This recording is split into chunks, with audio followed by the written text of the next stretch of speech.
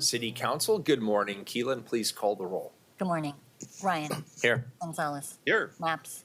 Here. Rubio. Here. Wheeler. Here. Now we'll hear from Legal Counsel on the rules of order and decorum. Good morning. Good morning. Welcome to Portland City Council. To testify before council in person or virtually, you must sign up in advance on the council agenda at www.portland.gov/council/agenda. Information on engaging with City Council can be found on the council clerk's webpage. The presiding officer preserves order and decorum during City Council meetings. The presiding officer determines the length of testimony. Individuals generally have 3 minutes to testify unless otherwise stated. A timer will indicate when your time is done. Disruptive conduct such as shouting, refusing to conclude your testimony when your time is up, or interrupting others' testimony or council deliberations will not be allowed. If you cause a disruption, a warning will be given. Further disruption will result in ejection from the meeting. Anyone who fails to leave once ejected is subject to arrest for trespass. Additionally, council may take a short recess and reconvene virtually. Your testimony today should address the matter being considered. When testifying, please state your name for the record. Your address is not necessary. Disclose if you are a lobbyist. If you are representing an organization, please identify it. For testifiers joining virtually, please unmute yourself once the council clerk calls your name. Thank you, Mayor. All right, thanks. First up is communications. First individual, please, Keelan, item 277. Request of David Stein to address council regarding transportation funding and priorities. Welcome, David. Thanks for being here. Hey, good to see y'all again. Okay, my name is David Stein, and I am not representing any organization. So, good morning, Mayor and Commissioners. The late Charlie Munger is quoted as saying, "Show me the incentive, and I'll show you the outcome." Last week, I, along with other members of the city's Bicycle Advisory Committee and PBOT staff, did a site visit just south of this building. While at the corner of Southwest 4th and Carruthers, I watched as dozens of drivers ran red lights, blocked the intersection in spite of signage directing them not to, and one of them nearly hit a crossing pedestrian after blocking the intersection, and the exasperated driver shouted that they made a mistake. This wasn't a mistake in the aggregate. Drivers have learned to ignore basic laws as they weren't enforced for over 2 years over a funding disagreement. Without a consequence to actions that imperil others, we are incentivizing drivers to continue these actions. We are blind to the harm we all experience due to cars and driving because, generally speaking, we own cars and are drivers. In 2016, we adopted Vision Zero, and for the past 3 years, we have seen record high death tolls reaching 69 last year. That's up from the mid-30s when we adopted this goal. Of those 69 people, 26 were walking or biking at the time of their death. how this crisis has eluded the additional funding and attention that housing shortages, the fentanyl crisis, and gun violence each received in recent years should speak to how comfortable we all are with people dying in a car crash. The car harms paper and linked video from City Nerd that I sent through the clerk's office as an addendum to this communication details the many harms that are experienced locally and globally much better than I can do in my fleeting time here. There are some really nice visuals. Got one here for you. And I would encourage each of you to look at just those to better understand what I'm speaking to. The harms we experience include land use, resource extraction, pollution, and it's way more than just carbon emissions. Sedentary travel, and intentional violence. Even our housing crisis is made worse by defaulting to cars. The Alpenrose property, representing about 50 acres just a couple miles from where I live, is in the early stages of being converted to single-family housing. There will be no destinations beyond a small park and no meaningful connection for residents to access grocery stores, restaurants, jobs, or other destinations unless they drive a car. This will decrease safety for people walking and biking, including children that will go to Hayhurst Elementary, and waste an opportunity to build more than just another low-density subdivision on what is effectively a blank slate in the midst of a local housing crisis and a climate crisis. We should stop tolerating the consequences of our built environment and incentivize something better. By dedicating the space and funding for pedestrian crossings, sidewalks, and bike lanes called for in our city's pedestrian and bicycle master plans, and implementing the recommendations in the pricing options for equitable mobility report, we can provide people with real alternatives to driving. But it won't be free, and we need to stop pretending that we can get there without allocating any resources.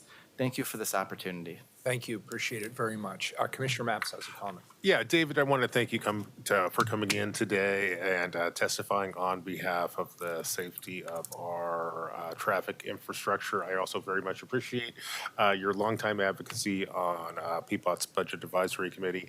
I want to tell you, I think I agree with everything that you said today. I think every Portlander should be shocked by the driving behavior that we see on our streets. That's why at this point, pretty much in every council session that we have these days, you will hear me advocate for increased enforcement. I want to also compliment the mayor. He's been a great partner there. We still have some staffing and resource issues that we need to work out.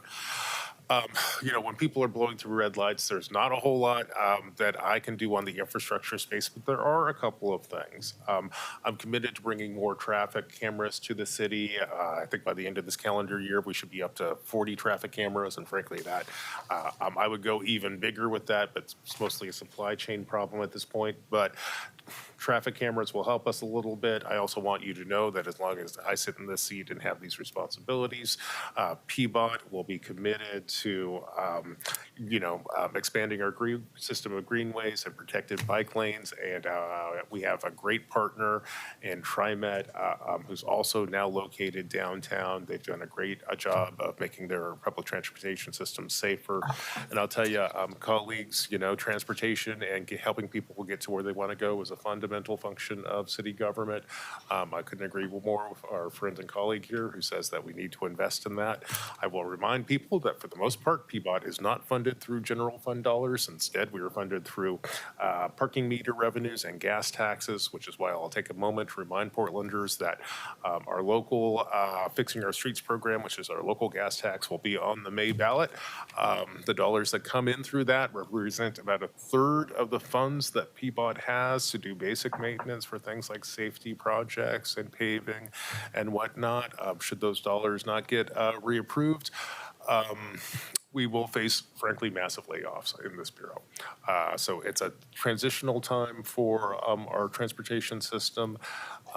It's also the system has never been more important, which is why advocates like you, David, are so important to the health of our city. So thank you for coming in today. Let me just add a little bit of an amen chorus Yeah. to that. And thank you, Commissioner Maps, for reminding us about the street, Fixing Our Streets. the Fixing Our Streets ballot measure coming up in May. Just to reiterate, that is not an increase. That is simply a renewal of an existing tax that people are already paying. So it's not new. And it is critically important to the infrastructure development of this city. And all you need to do is drive around and see that we need to do more. Yeah. And we all agree on that. I also just want to acknowledge your advocacy here. The way I look at it is there's three things we have to do. There's infrastructural improvements that have to happen to improve safety. There are clearly things that we need to do to encourage better behavior, just having people be aware of the decisions they make.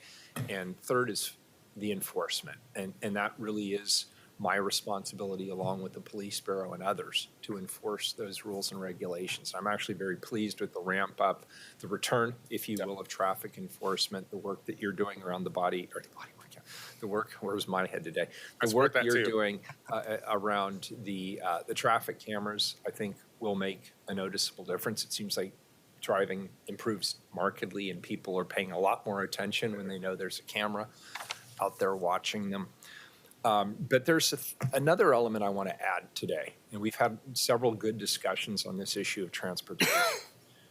We have been distracted, and the sooner that we get over some of these crises piled upon crises, homelessness, gun violence, the litter and graffiti issue, the livability issues more broadly, the work that we're doing to restore and grow our local economy, those have been the focus of this council for several years, and they will probably continue to be the focus of this council. So I think it is important for people to come in and to remind us that while we need to address the crisis in front of us today, we also need to think longer term about what we want our city to be, what we want the built infrastructure to be, and what we want to encourage and what we want to discourage through that built infrastructure. So I frankly appreciate your coming in again.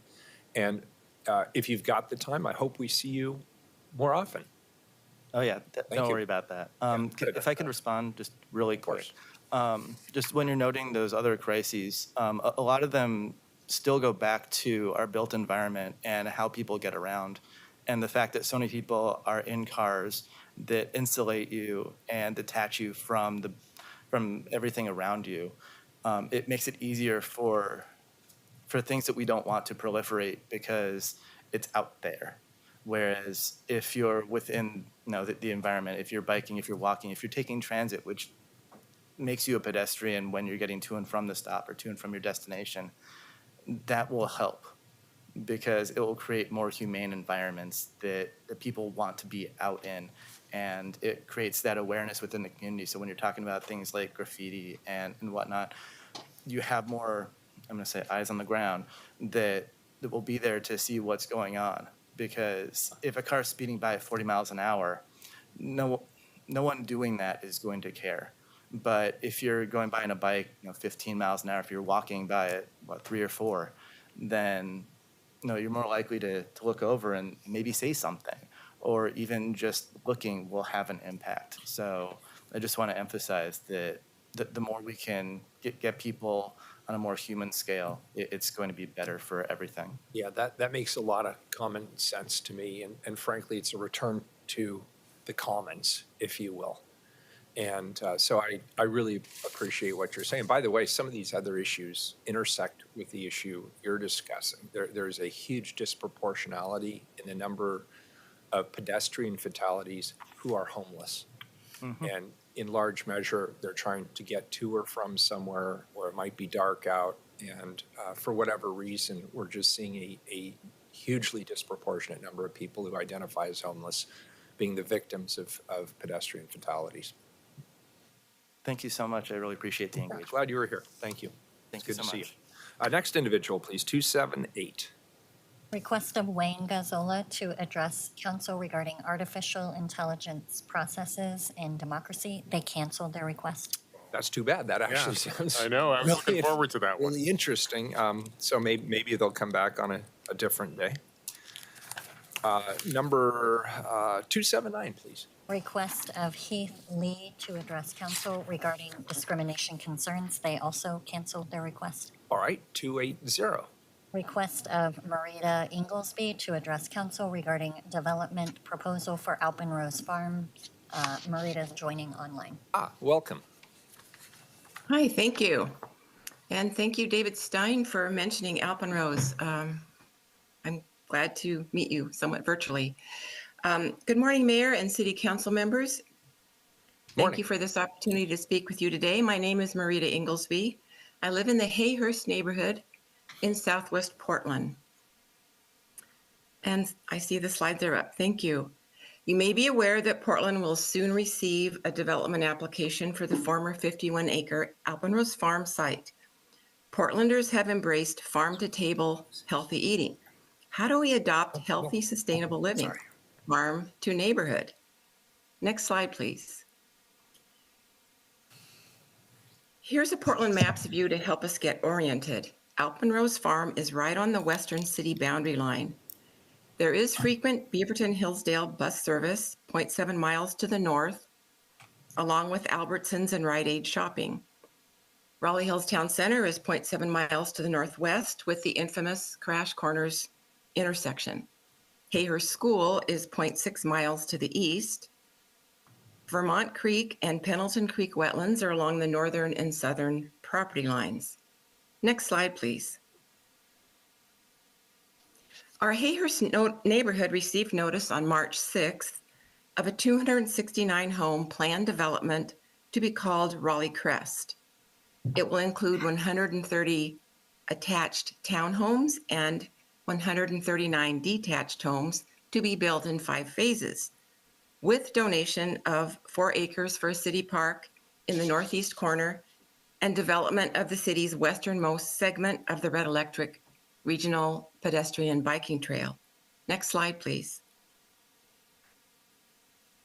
We hosted a meeting about the plan on March 11th, attended by 70 people. We received 132 comments at the meeting and also through a follow-up form. 44 comments were about transportation, and 24 of those were about Shattuck Road. Next slide, please. Why the transportation concerns? While bus lines, school, and shopping are within a 15-minute walk, streets are not safe for walking or biking. Southwest Illinois Street, across from the entrance to the development, is a neighborhood greenway and safe route to school. It's a particular concern. Next slide, please. The 2019 Southwest in Motion Transportation Plan does include Shattuck Road improvements, but they're not funded. Next slide, please. We know how important complete neighborhoods are in achieving the goals of the comprehensive plan. It has been quite some time since Portland has had a major residential development. We support complete neighborhoods that are walkable, bikeable, accessible by public transportation, affordable, and climate friendly. We are very excited by the possibility of a new park and completion of this segment of the Red Electric Trail. We have many ideas to share. Next slide, please. For now, I want to leave you with this question. How can we use this opportunity? Please come and visit us. Thank you. Thank you. Great presentation.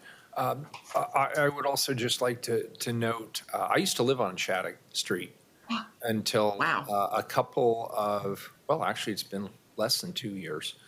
And I want to second everything you said, but I really just want to, since you're a leader there in the neighborhood, thank you and your neighbors for posting Shattuck Road in the vicinity of Alpenrose Dairy. It's been a dangerous location, and I've appreciated that the neighbors have taken it upon themselves to really highlight that. So if you could pass that along, Marta, I'd appreciate it. And thank you for your Thank you. leadership. We've taken advantage of the Vision Zero signs, but they do keep getting blown away or broken. But thank you, PBOT, for those signs. You bet. And And thank Commissioner you, City Maps Council. also has a comment. Commissioner. Sure. Marita, thank you so much for coming in and testifying today. I believe you've been in dialogue with my staff around some concerns in this project. I want to encourage you to remain engaged with our staff. And as this project moves forward, I want to reassure you and your neighbors that PBOT will engage in a robust public engagement process to figure out what the right transportation system, or what the transportation system and mobility system in this particular neighborhood needs to look like. I'm excited for that conversation, and I very much appreciate you being here today. Great. Thank you. Our next neighborhood meeting is Monday, May 13th at 7 p.m. if you would All like to right, join us. I'll have my staff note that, and if I can be there, I'll be there. Thank you. Great. Thank you very much. And Marita, I accidentally called you Marta. I apologize. Oh, that, Couldn't quite okay. read the Thank tiny you. print there, but thank you for coming in, Marita. We Thank you really very appreciate much. Thank you very much, City You bet. Council, Yeah, for all your thanks. work. Thank you. 281, please. Request of Daniel DeMello to address council regarding the joint office intergovernmental agreement. Welcome. Thanks for being here. I'm Daniel DeMello. I'm not here on behalf of an organization. Mayor Wheeler, commissioners, I'm before you today as the chair of the Joint Office of Homeless Services Community Budget Advisory Committee, urging you to reconsider crucial aspects of the proposed intergovernmental agreement and the Homelessness Response Action Plan. To begin with, extending the IGA through June 2027 will strip the newly elected and more representative City Council of its right to address our homelessness crisis. If necessary, extend the IGA only through the upcoming fiscal year. More urgently, the proposed abolition of the committee I chair, the sole voice of the community on the $400 million JOHS budget, is a betrayal of the public trust. Our committee of volunteers, required by county code to advise on policy and participate in planning, was blindsided and belittled by this announcement, which occurred only after JOHS refused to meet with our committee for more than 6 months. This is Ripper legislation, a calculated move to silence a critical public body and replace it with special interests. Finally, the plan fails to establish metrics to commit to reducing the number of unsheltered people on our streets. JOHS admitted to us that for every shelter bed added by this plan, another person will newly become unsheltered. With the recent influx of migrants and asylum seekers, more than 1,000 in this year alone, the plan will inevitably lead to an increase in unsheltered homelessness. Commissioners, a commitment to this plan as is a commitment to spending more than $1 billion on increasing unsheltered homelessness. Commissioners, failing to alter this plan will only perpetuate a cycle of despair, destruction, and disillusionment. We will bear witness to more deaths, more negative impacts on businesses and neighborhoods, and more compassion-fatigued Portlanders unwilling to allocate public funds to this crisis.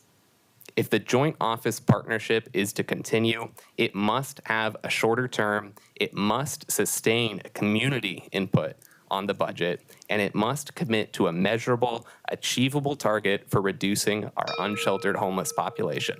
The time for action is now. Thank you. Thank you. Commissioner Mapps. Does anyone else want to go? Mr. Bear, were you going to say anything on this one? Just a couple of things.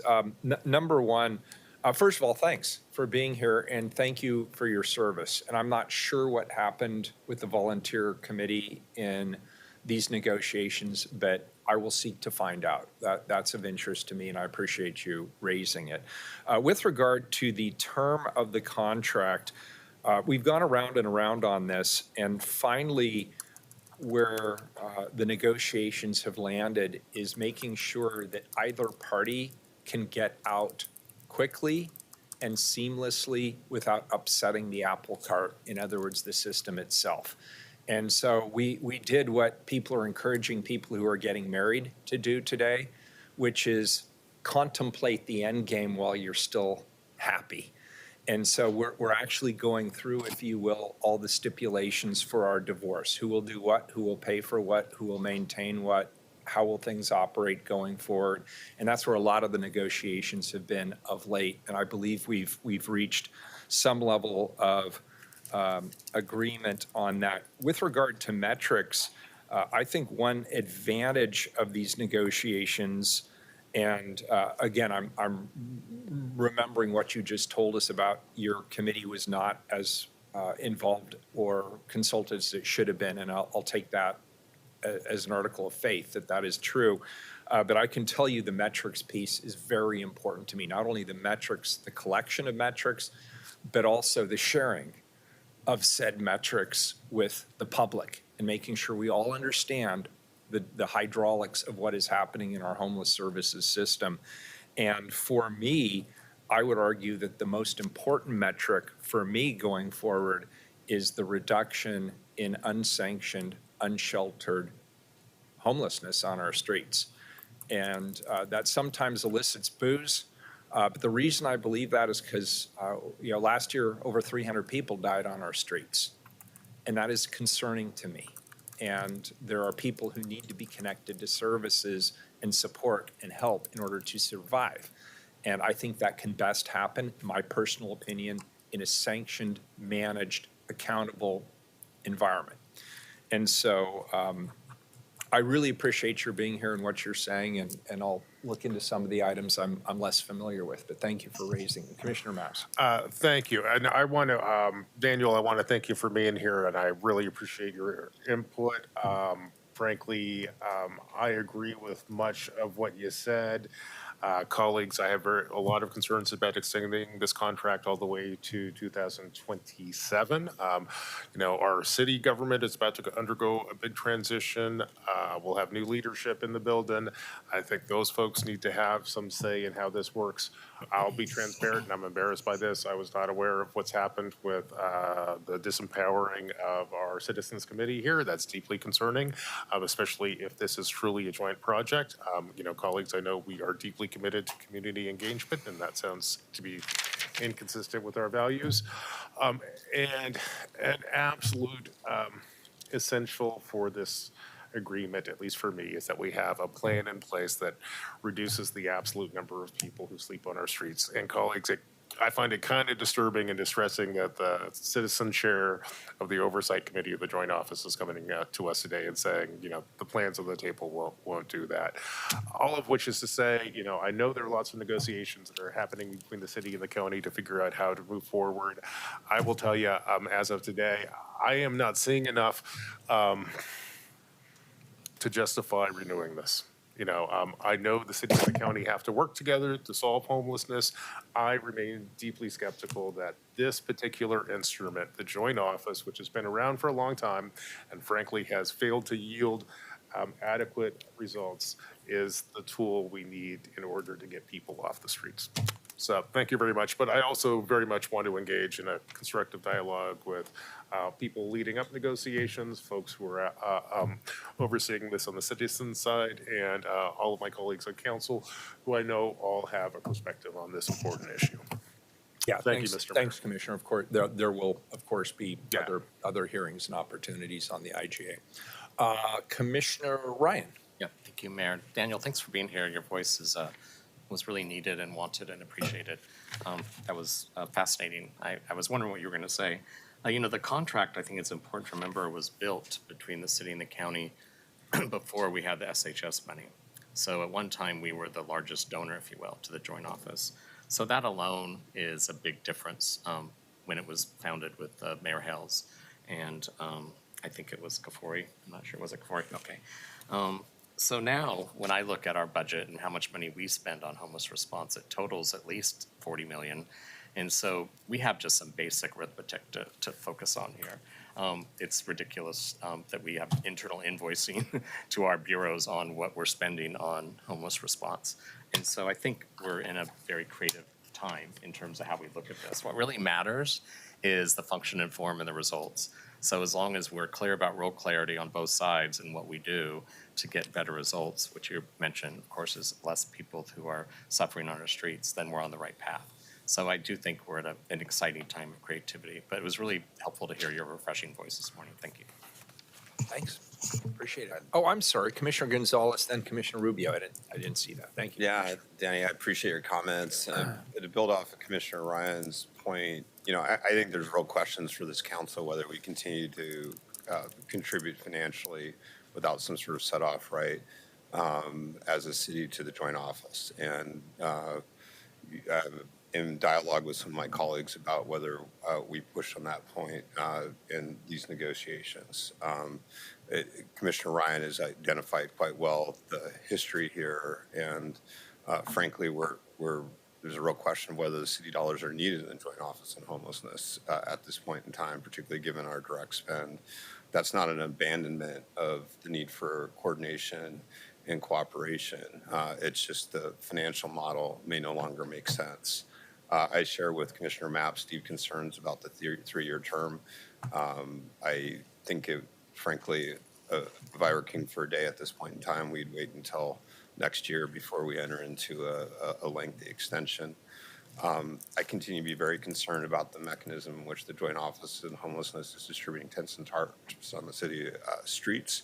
I think there's potential for common ground there. Actually, I think there's potential to find under what conditions we're comfortable with that and under what conditions we're not. So I'm reasonably hopeful that we can find some common ground there.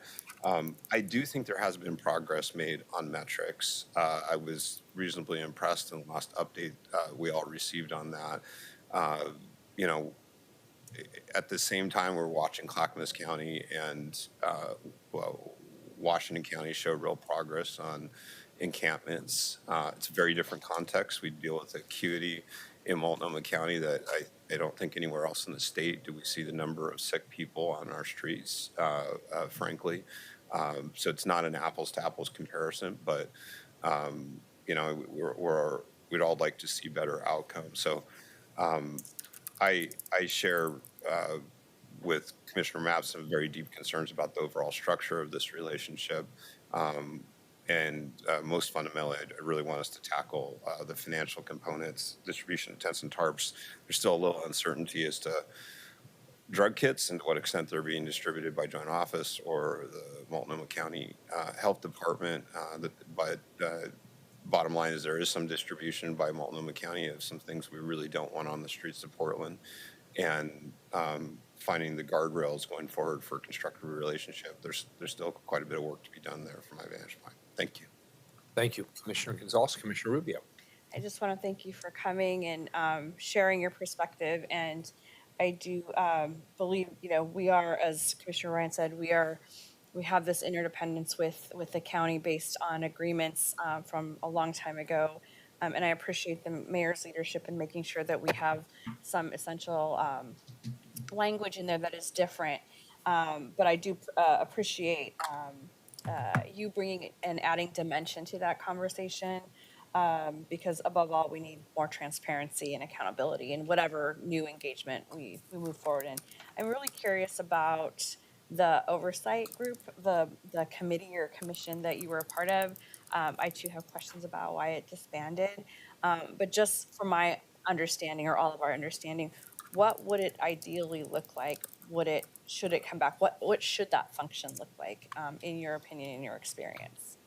Yeah, so presently the committee is made up of community members who have to disclose any financial sort of relationships with the Joint Office.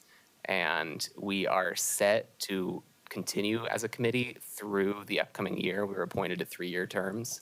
But the Homelessness Response Action Plan replaces the committee with a new committee that doesn't have to disclose those sort of financial relationships, and also is proposed to be staffed by people from providers and so on, which I think is great, and it's a very needed voice at that table. But on the other hand, I think it's really important to have a body that is made up solely of outside community members, and to provide that input and to advise on the budget specifically. And the experience that I've had working with the county through these community budget advisory committees, I think really demonstrates that there needs to be more of this community input on the budget specifically. If we move towards this homelessness response action plans set up for responding to the Joint Office's budget, there won't be a community input on the Joint Office's budget that has the charge as a public body in particular, rather than as just sort of testimony, right? We have an investigative, we have a advisory, and a relationship with the Joint Office where we are supposed to be actively providing input on the policies and plans that come sort of down the line. But instead, we've only been able to sort of look at the budget and try to provide input. I would refer you to the report that we provided to the Board of County Commissioners last year. I also want to note that It sounded like I had a meeting with the Portland Housing Bureau Advisory Committee, the Budget Advisory Committee, maybe a year ago, and they used to provide input on the joint office. So I guess I would also like to add that if you do continue with this homelessness response action plan and there is going to be a community body providing input on the joint office's budget, you should ask for some of those seats to be appointed by the city in addition to seats appointed by the county. Thank you. Good advice. But overall, please commit to some metric, some way to measure a reduction in the number of people who are unsheltered on the streets. I think that is the big headline here. If you don't commit to that, then we really have no plan to reduce homelessness. Thank you. Appreciate your time. Have any items been pulled from the consent agenda? No. Please call the roll. Ryan. Aye. Gonzalez. Aye. Knox. Aye. Rubio. Aye. Wheeler. Aye. The consent agenda is adopted. To the first time certain item, please, 282. Proclaim April 2024 to be Parkinson's Awareness Month. Good morning, everybody. The next item proclaims April 2024 to be Parkinson's Awareness Month. To present on this item, we have Kevin Mansfield, a public policy advisor from the Michael J. Fox Foundation, and Megan Tai, I hope I'm pronouncing that correctly, Megan Tai, a public policy advocate from the Michael J. Fox Foundation. Welcome to both of you.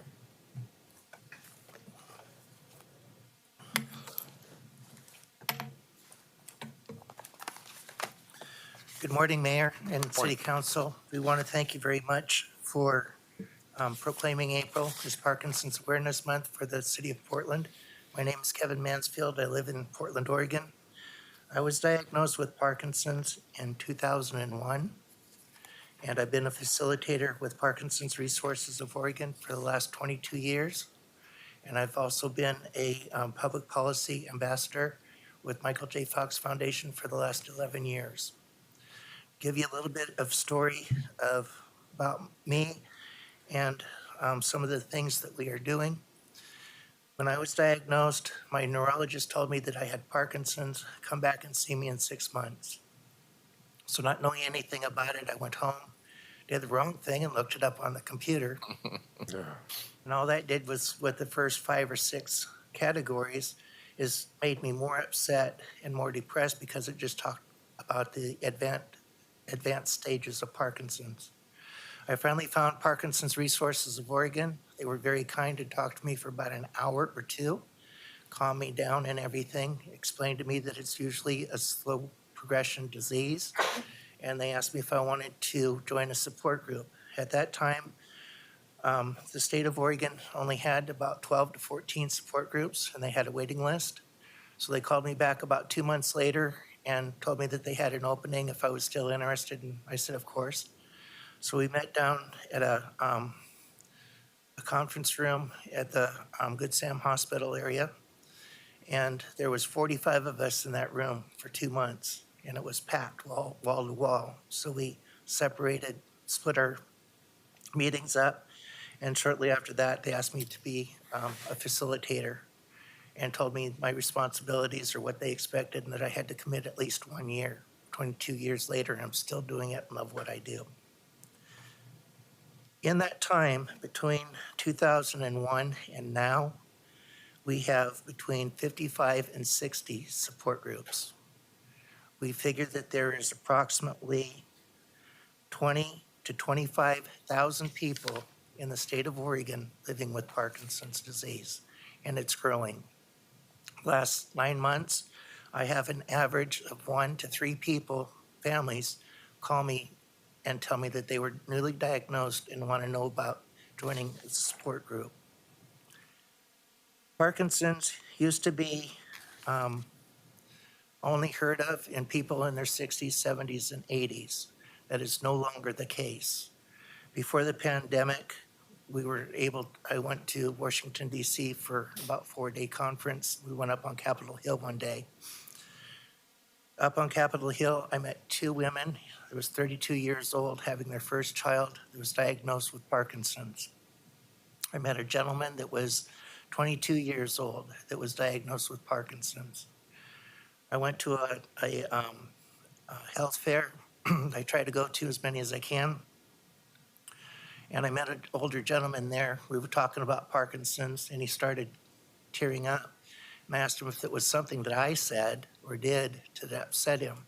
He said no, that it was a rare case that his 8-year-old grandson was diagnosed with Parkinson's. Last week, I went to a city council meeting, I believe it was in Happy Valley, and I was talking to them about Parkinson's, telling them about these stories.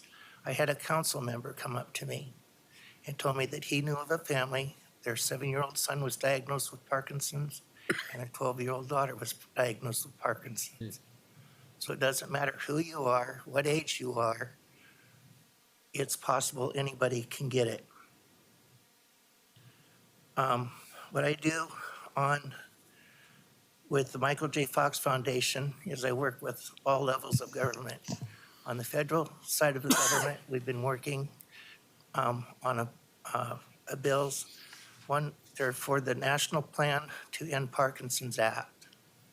We got the House of Representatives to pass the bill in December 14th of 407 to 9. Now we're working on the Senate to get them to pass the bill.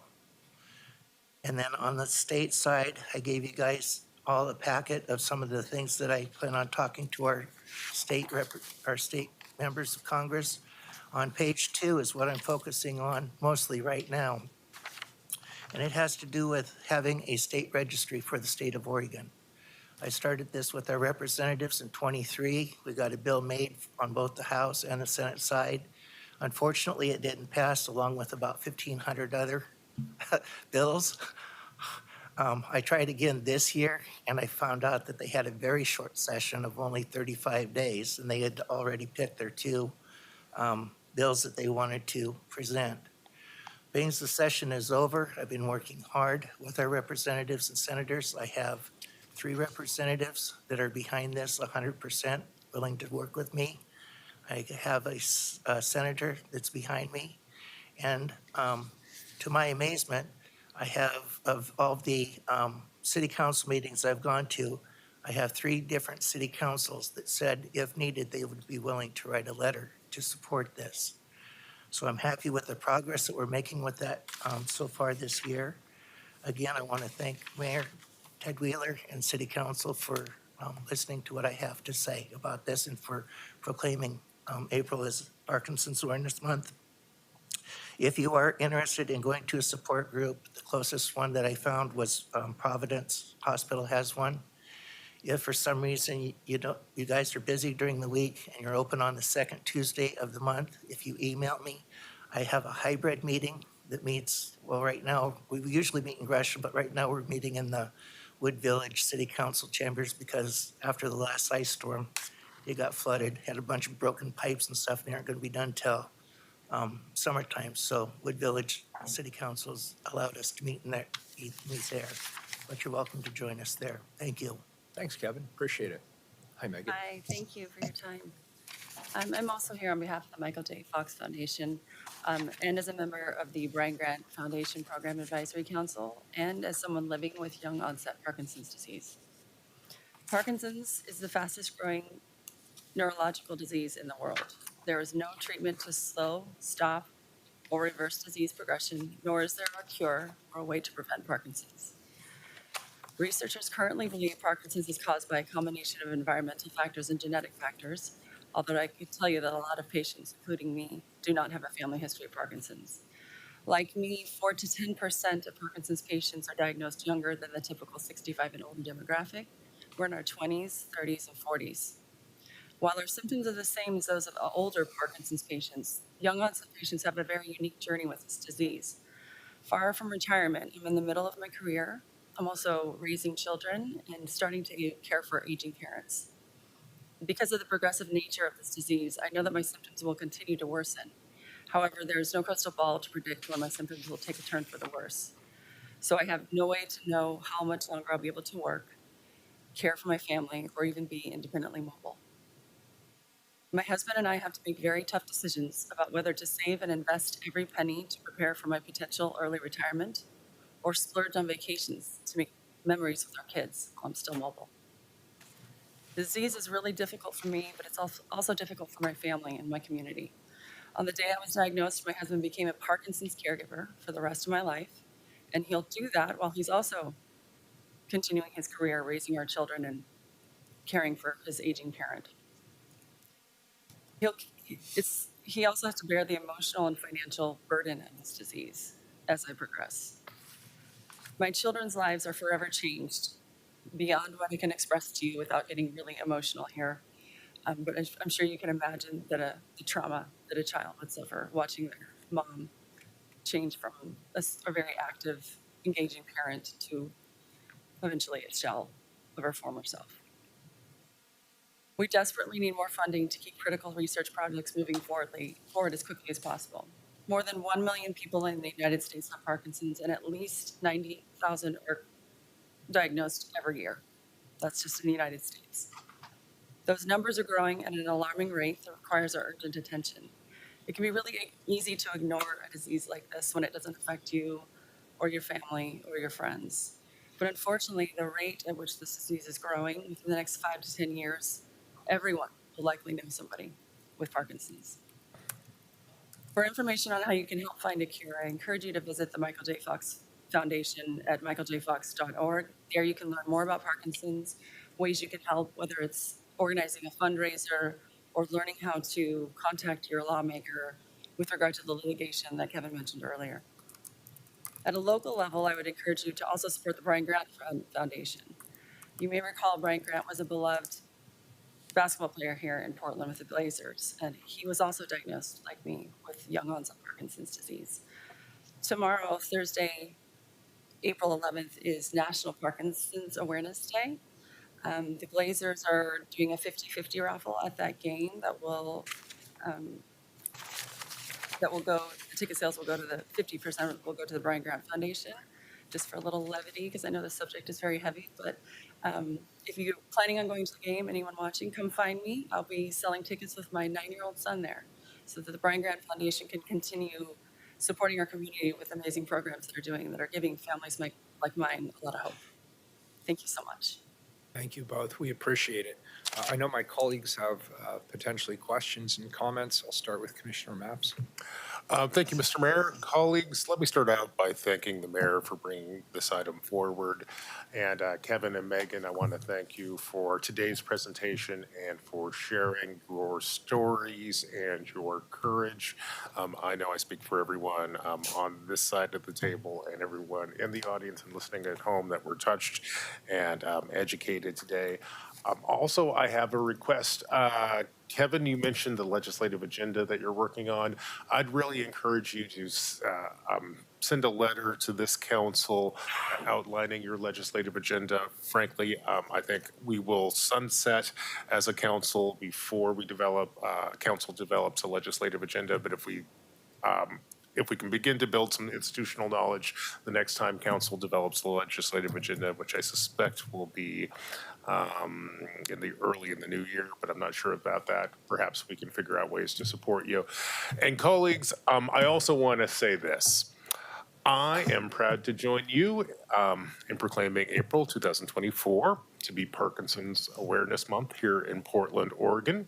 Today, we have learned that Parkinson's is a chronic, progressive neurological disorder that causes shaking, stiffness, and difficulty with balance and coordination. Symptoms tend to begin gradually and worsen over time. The community of folks who have suffered with Parkinson's disease include familiar names like Muhammad Ali, Alan Alda, Ozzy Osbourne, Neil Diamond, the Reverend Jesse Jackson, and of course, Michael J. Fox. In fact, more than 1 million people in these United States are coping with Parkinson's. And here in Oregon, more than 20,000 people live with the disease.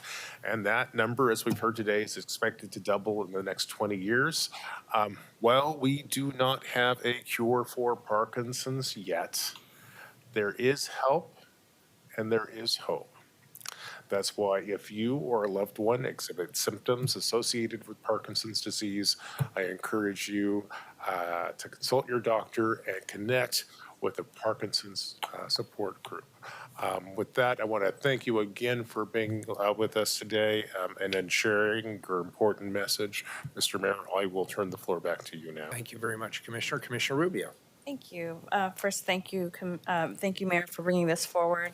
And I want to thank you, Kevin and Megan, also for your courage, as Commissioner Mapp said, but also for being really vulnerable about your own personal journeys.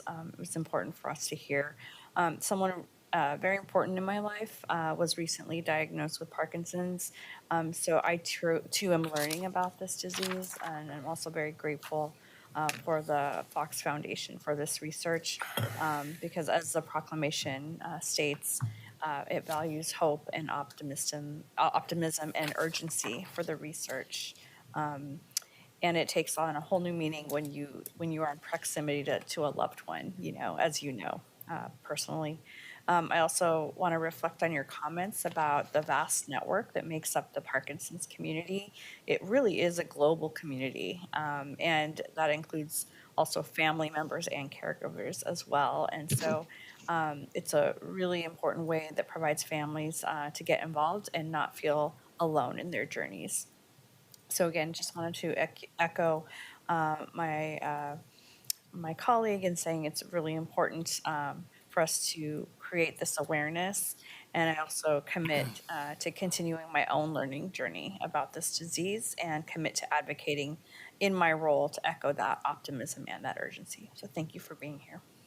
Thanks, Commissioner Rubio. Commissioner Ryan. Yes, thank you, Mayor. Thanks for bringing this to our attention. And I recall you from previous Parkinson months. And yet your story, every time I hear it, is refreshing. And thank you for your courage. I have a couple of questions real quick.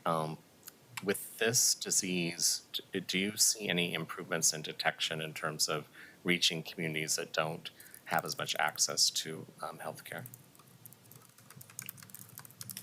Like, at least you both had appointments and you showed up, but it just seems Right. like it's ripe with a lot of misdiagnosis or just not being detected. I mean, absolutely, if it were And is that lucky- some of the work of your foundation? It is. I mean, part of that is the registry will help us with, the Okay. registry that we're trying to get to figure out where people are, where they're located, for a number of reasons. But it will also help us figure out how to get people help, because you're right. If you live in Portland, you have OHSU, which is a center of excellence for Parkinson's care. If you lived in rural Oregon, not so much. So you maybe have access to a neurologist, but not a specialist, movement disorders specialist, which is a neurologist, but it's a subspecialty, and they're not in every town. So yes, with regard to detection or diagnosis, first of all, and then help, it's definitely important to reach out to those rural communities as well. You have a lot of. Yet OHSU can seem like a long distance for people that even live here that don't have Absolutely, access. right. But we do have a lot of, thankfully, COVID showed us that we can do virtual meetings. So we do have virtual meetings that are reaching a lot of those folks Right. with regard to support. And from that, they get suggestions of places to go and places to be seen, which is great, but we could do better, Yeah. for sure. And Kevin, your story always makes me think about archaic, dark age bedside manner, perhaps, on the way that the doctor dealt with you 22 years ago. Would you say that's come around? They're trying to get better with diagnosis and everything. There are some that, to me, I wish the doctors would explain it more to people. I mean, I have people that come to me and stuff, and I ask them, did your doctor talk to you about it? And they still tell me, no, the only thing they tell me is I have Parkinson's, Come back in 6 months. come back in 6 months and see me. So I think the doctors and stuff need to tell people more about it or have information that they can read. I think once in a while, some of them might hand out a brochure. That's how they get a hold of me. I was just at my doctor and they said, I have Parkinson's. Tell me about the group and stuff. But as far as your other question stuff, yeah, we have people like in Bend, in Prineville, all over in the rural areas that have to drive 3 hours or more just to get to one of our OHSU or, wherever they have to go here. and that's a long day for them and have a hard time. So that's why a lot of them are grateful that we still have the telehealth. I'm not sure if they had plans on disconnecting that or not eventually, but we're trying to work to make sure that stays on just for that very reason. Well, I just want to thank both of you again. You had, devastating, life-changing news, and you both pivoted and did something with it. So thank you for your service and your leadership. I had other things to say. My colleagues covered it, but I do think that we would be open to doing all we can to be supportive with the letter. And thanks again for being here. Thank you, Commissioner. Commissioner Gonzalez. Thank you, Mayor Wheeler, for bringing this proclamation forward. Thank you, Kevin, Megan, and the rest of the team of the Michael J. Fox Foundation for the work you do each and every day. Your willingness to take on your own personal pain, your own challenges, and channel it in a way to lead your community is inspirational and truly Portland at its best. It's truly our community at its best. With the 90,000 individuals diagnosed in the United States annually, we can expect around 170 Portlanders, give or take, to be braced for this impact of diagnosis each year. However, due to the work of your foundation and all of those working on this cause, there's no reason to lose hope. You're part of a broader community. There is a support network there for you, working tirelessly to fund research on discovering the cure, improving therapies, providing support, connecting with treatment, is inclusive, fun, future-facing, and full of hope. Again, I want to thank Mayor Wheeler for bringing this forward and the Michael J. Fox Foundation for their leadership in this area. Thank you. Thanks, Commissioner. Colleagues, this morning we have had an opportunity to reflect on Parkinson's Awareness Month. As we've heard, this disease has had a profound impact on many of our fellow Portlanders, indeed people from all around this country, as well as their families, their caregivers, and others.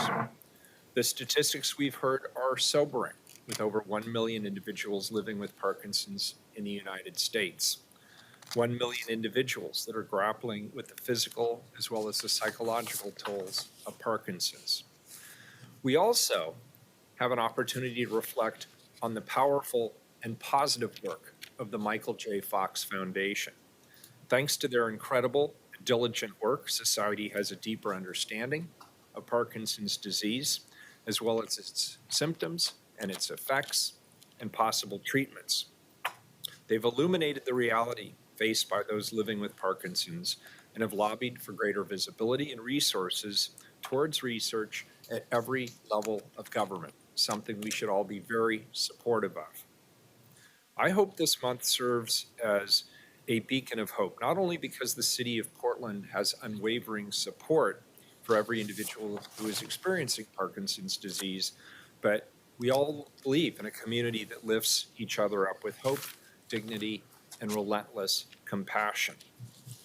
With that, colleagues, now on behalf of the Portland City Council and by extension the city, I'll read the proclamation.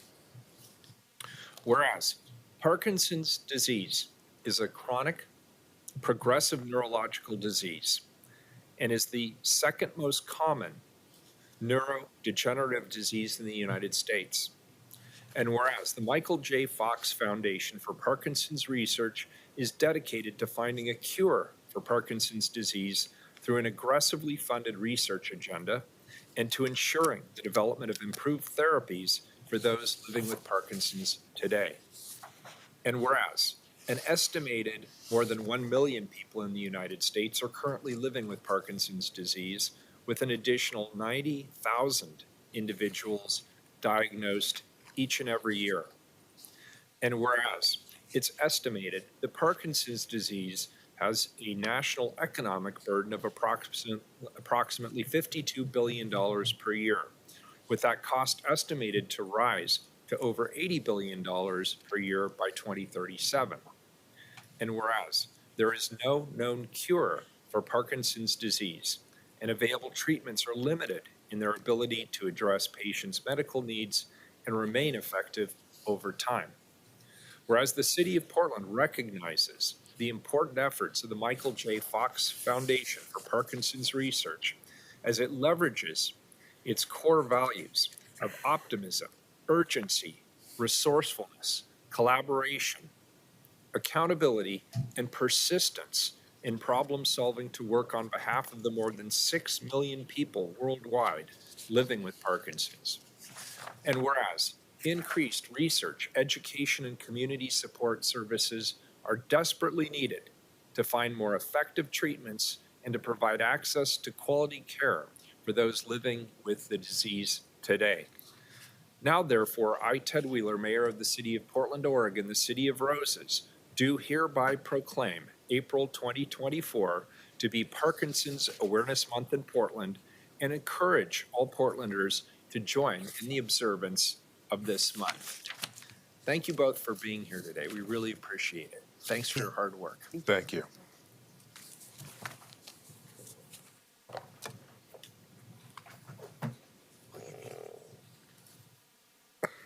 Next up, item 283, a report.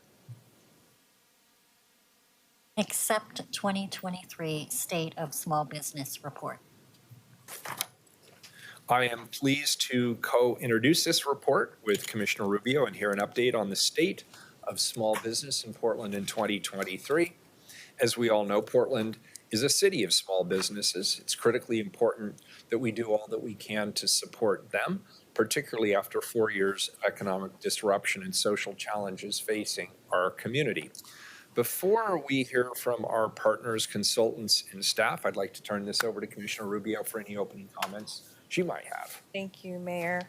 I'm very excited to co-introduce this report with Mayor Wheeler that will provide an update of the state of small business in Portland. But first, I want to thank the folks at Comcast, not only for funding this study, but also for providing essential grants to local businesses such as Abbey Creek Winery and Portland Chinese Times as a part of its Comcast Rise initiative. So thank you for reinvesting back into community. I also want to acknowledge that this report includes issues related to permitting, which is a clear priority for this council. And I want to acknowledge the significant work that the staff of Bureau of Development Services and other permitting bureaus and the Office of Management and Finance have done thus far to not only improve timelines, but also work towards that single permitting authority. Last year, this council adopted Advance Portland, the city's economic growth strategy for the next 5 years. Objective 2 in that strategy calls for equitable wealth building and to relook at how we organize robust supports and reduce the barriers for Portland's small businesses. As a part of that work, I'm pleased to share that I've instructed Prosper Portland to move forward with the formation of the Office of Small Businesses through the 24-25 fiscal year. And I've been pleased to see that Advance Portland Implementation Committee has already been weighing in on how that office could develop.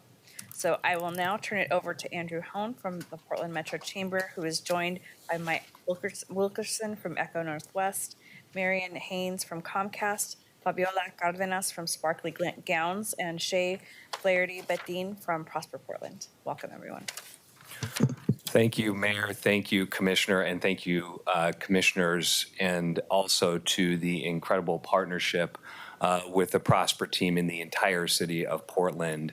We're here to present on an agenda item that is critically important about a report that also included a major public-private partnership between the city and between the private sector to deliver critical resources to businesses that need them, and also to support the work of Advance Portland, which has been an incredible beacon of sending a message not only to our own community, but beyond our borders, that Portland is open for business. I'm very pleased to be joined with me today by Marian Haynes, who's the Vice President of External Affairs for the Pacific Northwest region for Comcast. And I would like to make a note that it was a national grant that was brought here to Portland to make this all possible. And that is not easy work when you represent a local community. So Marian, to you and to Comcast, thank you. And with that, Marian Haynes. Good morning, Mayor Wheeler, Commissioners. Thank you for having me here. I'll just speak briefly. And thank you, Commissioner Rubio, for helping launch the application process last year. We started this program during the pandemic to really help businesses survive through that through that time period. Last year, the program was made more robust, recognizing that small businesses still needed support, not just to survive, but to thrive.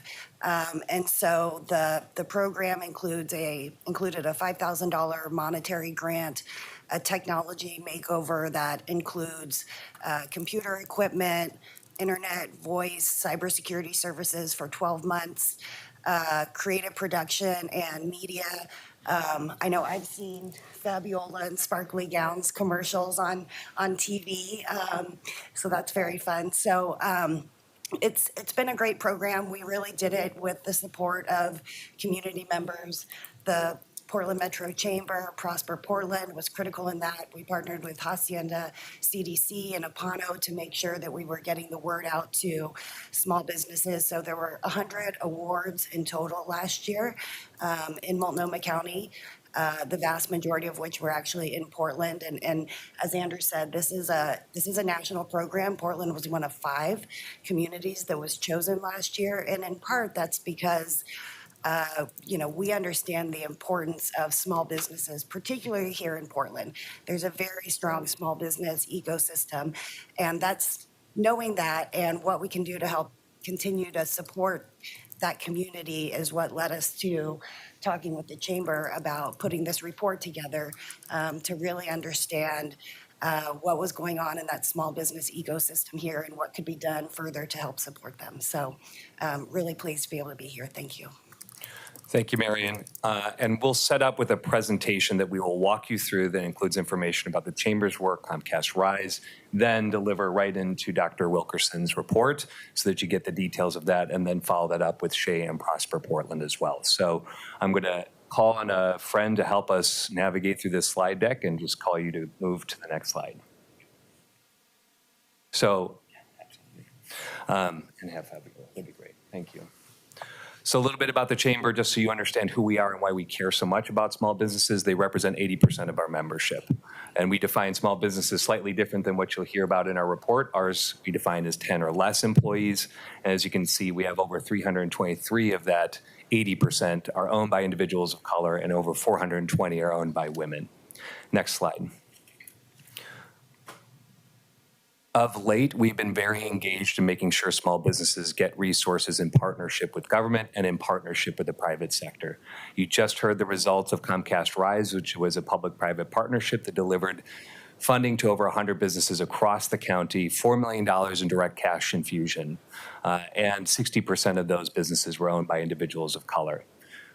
Prior to that, we engaged with the county in the East County CARES Act initiative. This is right after the governor closed down our economy once again because of the Delta variant for coronavirus. And we were instrumental in getting resources to the 4 municipalities in East County. Over 400 businesses received those grants, and half of those were owned by individuals of color. Next slide. Since over a decade, the Chamber has been putting Chamber member dues in partnership with Bank of America to support individual cohorts between 10 and 30 businesses per year that are small to learn about the management skills to grow their existing businesses. Over that period of time, we've invested almost $200,000 of just private sector resources in this program. The net results annually, if you combine them, is over $31 million in economic activity. That includes access to capital, that includes the jobs that are created, and the increase in sales once the individual businesses graduate from this program. I want to call this out because it is critically important to the work of Advance Portland. Every dollar that you invest in small business development and support yields massive return on investment. We also host every single week small business advice for any member of our community that wants to come and learn about how to grow their businesses here in our city. You also know we're connected to Downtown Portland Clean and Safe as a fellow affiliate of the Portland Business Alliance. Next slide, please. And thanks to partnerships like those that exist in Directors Park, thank you, Commissioner Ryan, we are able to host businesses that are getting their feet under them and learning how to be retailers in the kiosk in Directors Park. We substantiate pop-up shops in the holiday season for people that want to learn how to be retailers with a presence in our downtown core. We pay for their leases, we pay for their renovations. And then we also provide retail grants annually to attract businesses in our downtown core, to directly reward businesses that are willing to open up here. We care and we love small businesses in our community. And if there's a call to action specifically that you hear today, that it is time to take action. Other big cities that we compete against have offices of small business services. They have clear small business support structures in their communities. It is time that Portland step up and start competing in the same fashion. With that, I am so pleased to introduce Dr. Mike Wilkerson at Echo Northwest, who has been able to really help us to understand what a huge impact small businesses have in our community. We are not a place of major corporations headquartered here in our city. It is the lifeblood of our economy. And so with that, Mike, it's all yours. Thank you. Mayor Wheeler, Commissioners, thanks for your time this morning. Again, for the record, my name is Mike Wilkerson. I'm the Director of Analytics at Echo Northwest. Next slide, please. I think as Mayor mentioned, we know Portland to be a place of small business. We also know small business generally is the bedrock of the economy, and it allows for vibrancy and growth in the economy. I think what we didn't know was the extent to which that is true in Portland relative to other places. So this was a unique opportunity to do deep quantitative analysis and pair that importantly with qualitative analysis, reaching out to small businesses in a range of industries and talking to them about their experience and really trying to document what that experience is of starting a small business in the city to really understand what those opportunities and challenges are. Next slide, please. So I think starting with what is a small business, right? The federal government uses definitions of 500 or 250 employees, and we know that that's just not relevant generally and certainly not in a place like Portland. So I think we started with just understanding what is the distribution of business sizes. Next slide, please. And I think what we found was somewhere between 30 and 50 employees makes sense as a definition of small business. We use the broader definition in this study of 50 employees. But really, when you look at establishments, we're talking largely about micro establishments that are 1 to 5 employees. And 94% of all businesses in the county have 5 or fewer employees. So really, we're talking 50, but really we're talking about largely these micro entrepreneurs. Next slide, please. I think the second point is really the concentration of small businesses everywhere. This isn't just in neighborhoods and corridors or excluding our central city. When we look at the map, everywhere in the county has at least 50% of the businesses are small businesses, and in some places, 95% of those establishments are small business. So this, again, is broadly across industry and broadly across the location of our city. Next slide, please. Workforce, again, is number of workers. We talked about establishments. So when we look at the number of workers, again, most of the workers in these categories are in 20 to 50, again, because of just math, right? But when we talk about cumulatively, 64% of all small business employees have 20 or fewer. So really, when we're talking small, we get a good sense of what that distribution looks like. Next slide, please. In terms of how does that stack up across our metro region, Multnomah County kind of sits in the middle. 35% of all jobs in the county are small. Clackamas has slightly more at 40%. Washington County has slightly fewer. But by industry, there is quite a bit of variation. And in leisure and hospitality, more than half of the jobs in our county are in small business. And we see pretty consistent distributions across the counties. Next slide, please. So I think that helps confirm what we know, which is small businesses, in fact, by the number of establishments and the share of employees, a very important part of our economy. I think what this study allowed a unique opportunity to do is understand how do we stack up relative to the nation and some of our peer cities that we often use in comparison. So next slide, please. This data, unfortunately, is only available at the metro level, but I think we looked at the data locally and we see, again, Multnomah County being kind of at that representative average. So again, I think we can assume that this is roughly applicable here in the city. What we found was of all of our peer regions at the time, we were using Austin, Seattle, Nashville, Salt Lake City, and Indianapolis, and well above the U.S. average, that we are in fact a high concentration of jobs in our small business, which confirmed, I think, what we all know. Next slide, please. I think also encouraging was the share of women-owned businesses is higher here than it is in the U.S. and second highest amongst our peers, only trailing Seattle. Next slide. In terms of BIPOC-owned businesses, this is challenging, right? Because what we see is a small share of businesses, roughly 16% of businesses are BIPOC owned here, and that is lower than the US average. I think the challenge is also that our share of our population skews to be less BIPOC than in other places. And so really to kind of get an equal understanding, it's the disparity between the share of the population and the share of the businesses that allows us to actually understand on a more apples to apples basis how we fare in that sense. And when we see that, our disparity is 16%. So that is, we have 16% fewer businesses than our share of the population. And that actually stacks up better than the US average and better than all of our peers. And so yes, we are at the low end of the distribution, but that's largely because our population of BIPOC residents is much less than in many of our peer regions. Next slide, please. I think the encouraging note here is small businesses have really been resilient and led our recovery. In the county today, we still have fewer jobs than we did pre-pandemic, and that certainly is not a good thing. What we wanted to understand was how are small businesses faring, and what we found was generally, and this data is a little bit lagged, they're faring better than large business. So next slide, please. This data, again, is only through middle 2022. I think soon we'll have year-end 2022. But what we can see is, the large businesses is really where we're seeing the concentration in employment loss. Our small businesses have really recovered much more so than the large businesses. Next slide, please. A further deep dive is really showing that it's really the micro businesses that have been the most resilient. So the smallest of our small businesses are doing best, followed by the 6 to 10. So again, this theme of who's resilient and who's growing is really, I think, demonstrating the importance of small and micro businesses in terms of our economic recovery. Next slide, please. I think the other point, though, is that it is challenging to operate a business. And so when we look at micro businesses today, 60% of those are new since 2016, which is to say we see a lot of openings. We also see a lot of closures. And I think the challenge on the resources that are required to open a business are really important to understand in here, because to continue to have a thriving ecosystem, we need to support business formation, knowing that it is challenging to operate a business, particularly a micro business. Next slide, please. So in terms of incomes, next slide.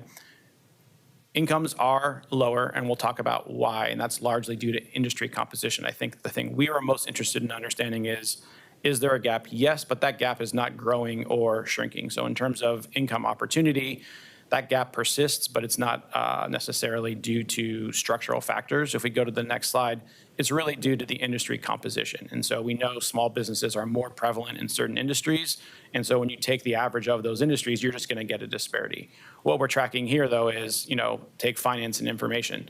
Small businesses have the same average income there than large businesses. So this is much more about industry composition than it is about the fact that small businesses have lower incomes than in larger businesses.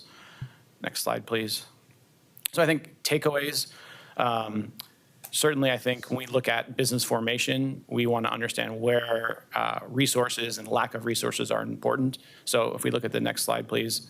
What we see is consistently minority and BIPOC-owned businesses struggle to access loans, lines of credit, and cash advances. And this is nationally and prevalent everywhere. And we look at the number of denials being more than half. That is a staggering sum compared to much less than that for white-owned businesses. And the fully approved credit at 17% tells you effectively 1 out of every 5 businesses getting the access to the credit that they need. And that's certainly a big hindrance in terms of economic growth and formation. Next slide, please. This one is a real head scratcher.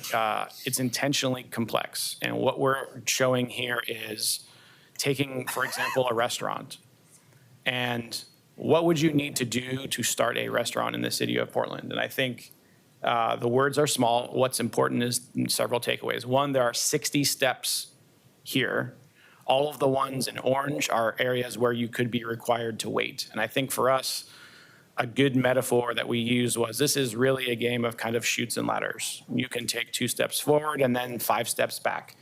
And you don't have certainty. And that time is oftentimes more of an impact than it is in terms of resources, but it's both resource and time intensive. And so I think here, this is both county and city, and this is really getting at the complexity of why small businesses need additional resources, because stepping through all of these hoops, and again, this is just to do a restaurant, are many, and the time is vast. Next slide, please. So I'll end with this in the sense that the city currently does provide a variety of resources, and certainly in line with many of our peer regions. The one notable difference is we don't have a dedicated or designated small office for business. And if you look at the last slide with 60+ steps, I think it becomes clear as to what's going on. So I'm going to turn it over to Shay to talk more about that. We're going to have Fabiola Perfect. speak first. Great. Well, thank you so much for your time. Thank you, Dr. Wilkerson.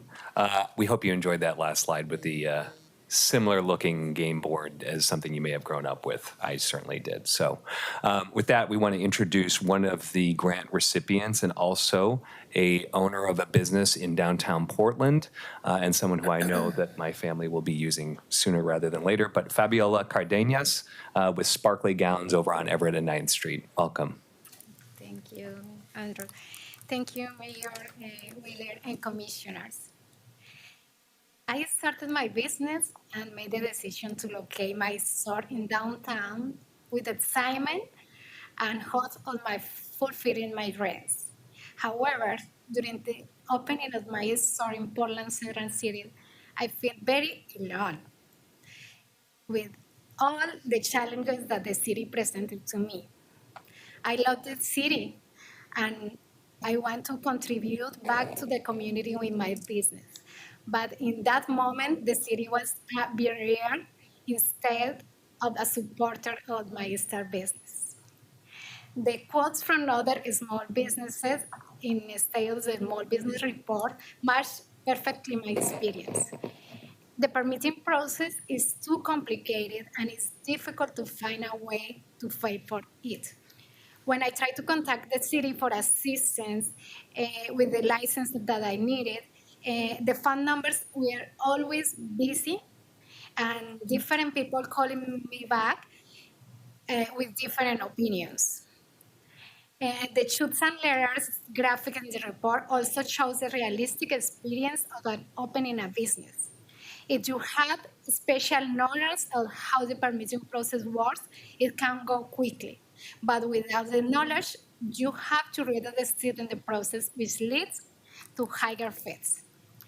Usually, entrepreneurs start their business with loans and savings, and we can wait around for a very long time before opening. It will be helpful if there is a dedicated office just for small businesses which work efficiently on all errands, provide us all the information that we need, and be with us when the safety issues are present. Entrepreneurs like me want to serve the city. It is difficult to comply with complex regulations. Creating an office designed for small businesses will make it easier to start a business, reduce costs for small businesses, and grow the local economy. I would like to thank you to Comcast the RISE program. The grant from RISE helped me grow my business by improving my online presence, marketing, and technology for my store. Thank you, Marion, and the Comcast team for your support. It means a lot for us. Finally, I want to say thank you, Mayor and Commissioner, for working on these issues. I appreciate Commissioner Rubio bringing this item to the City Council. Thank you. Thank you.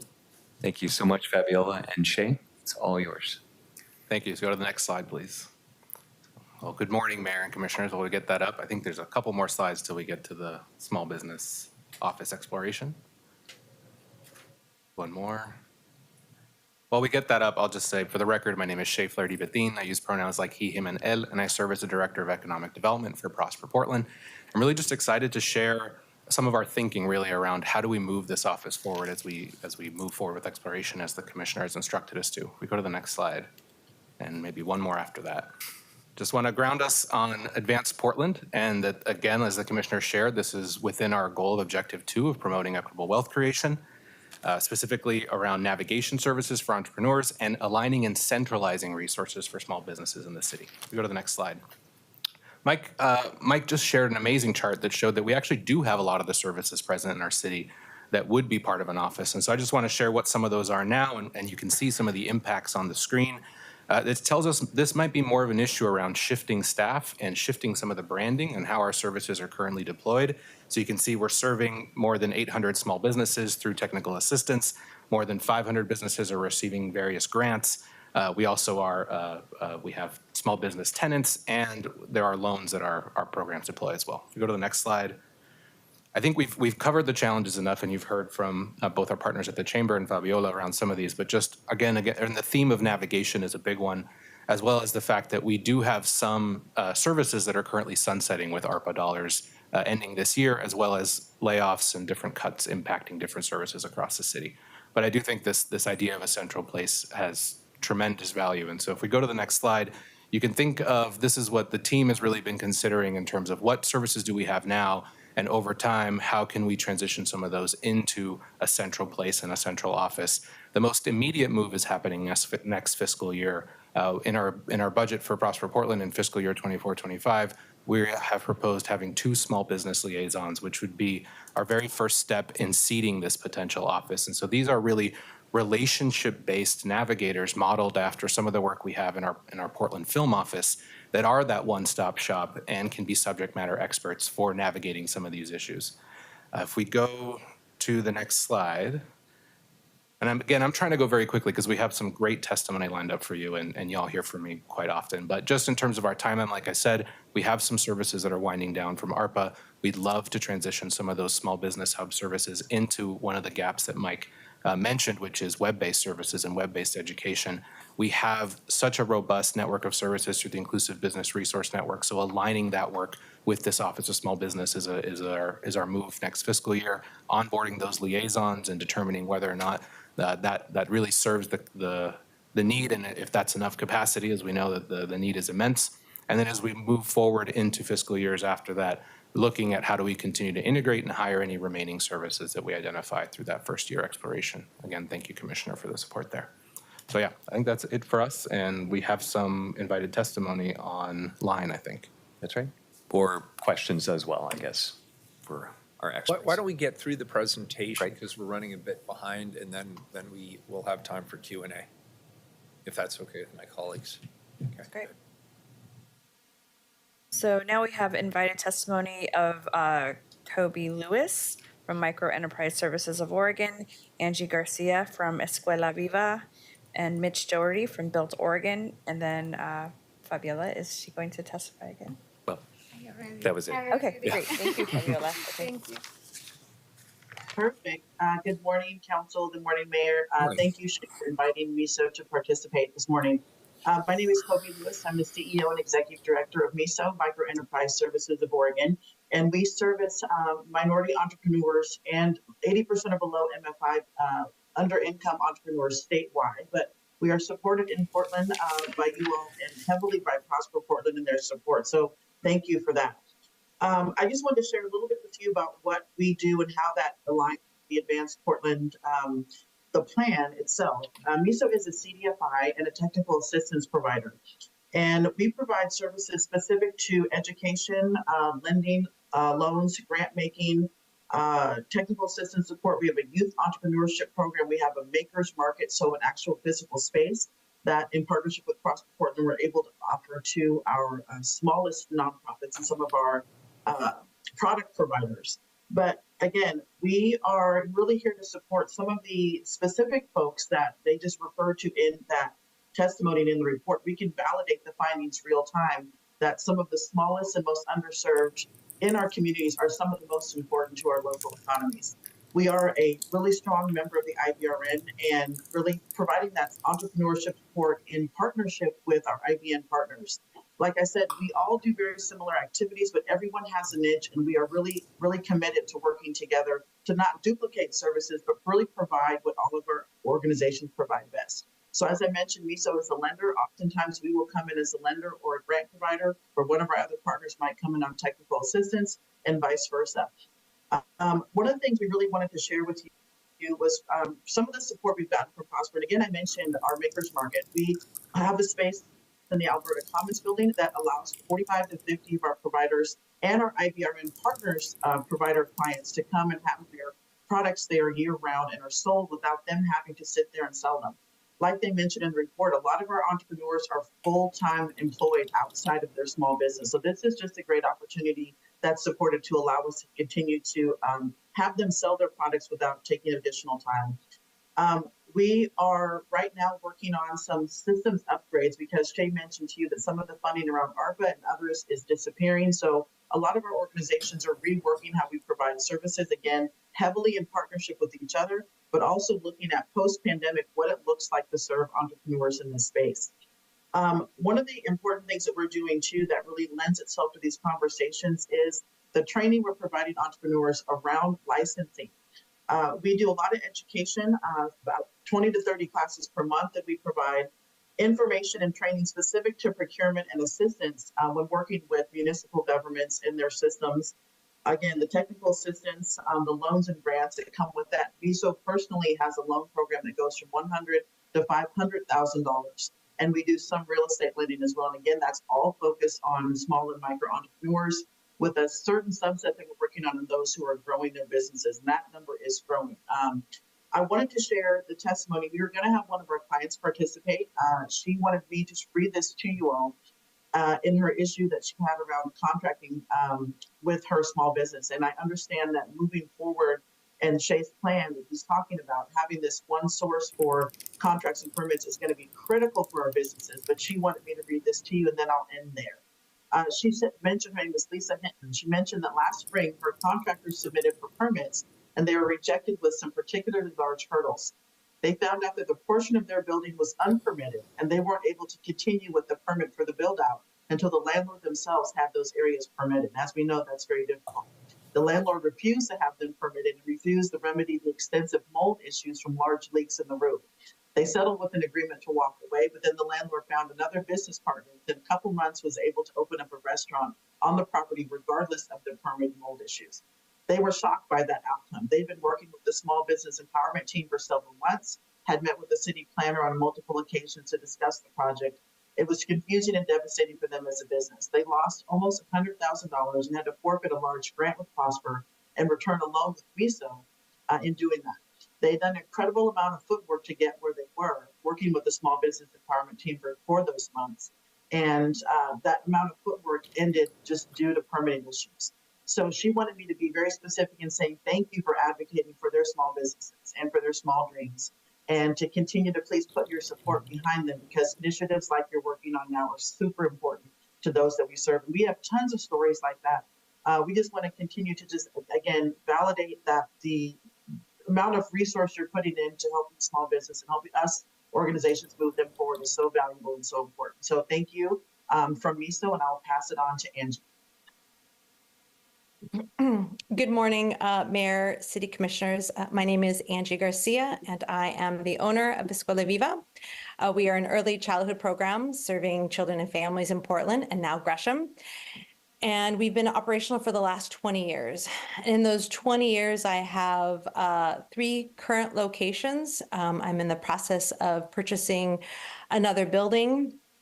And in those years, I have been through the BDS permitting process. I have jumped through the hurdles. I have had many sleepless nights. I had this whole thing prepared to present to you this morning, but I don't think I need to review all the challenges. Like, we all know that it's extremely expensive to go through the permitting process, even more in the area of early childhood, where there are not enough spaces with the correct occupancy for childcare to operate.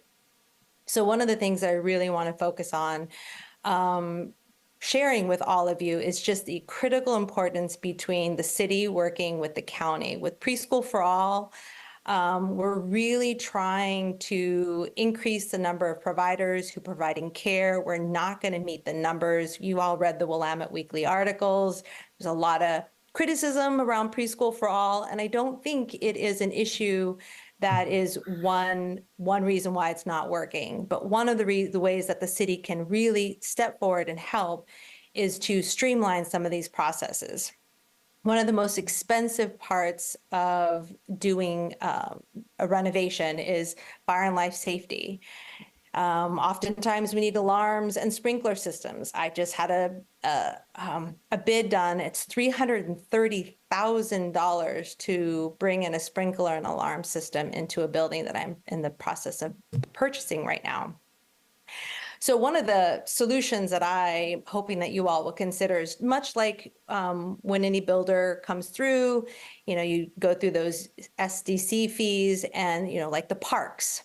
A builder has to have a certain amount of money that goes into parks. Well, we know that we need, as a city and a county, more infrastructure around childcare. So why not have some sort of fee that is collected at the time of permitting that would allow us to help because most childcare providers are women and women of color. And I really applaud the report that was presented earlier, because they are women and women of color who are trying to lift up these early childhood programs, but there are no spaces. So if we had funds that would help them be able to change some of these spaces from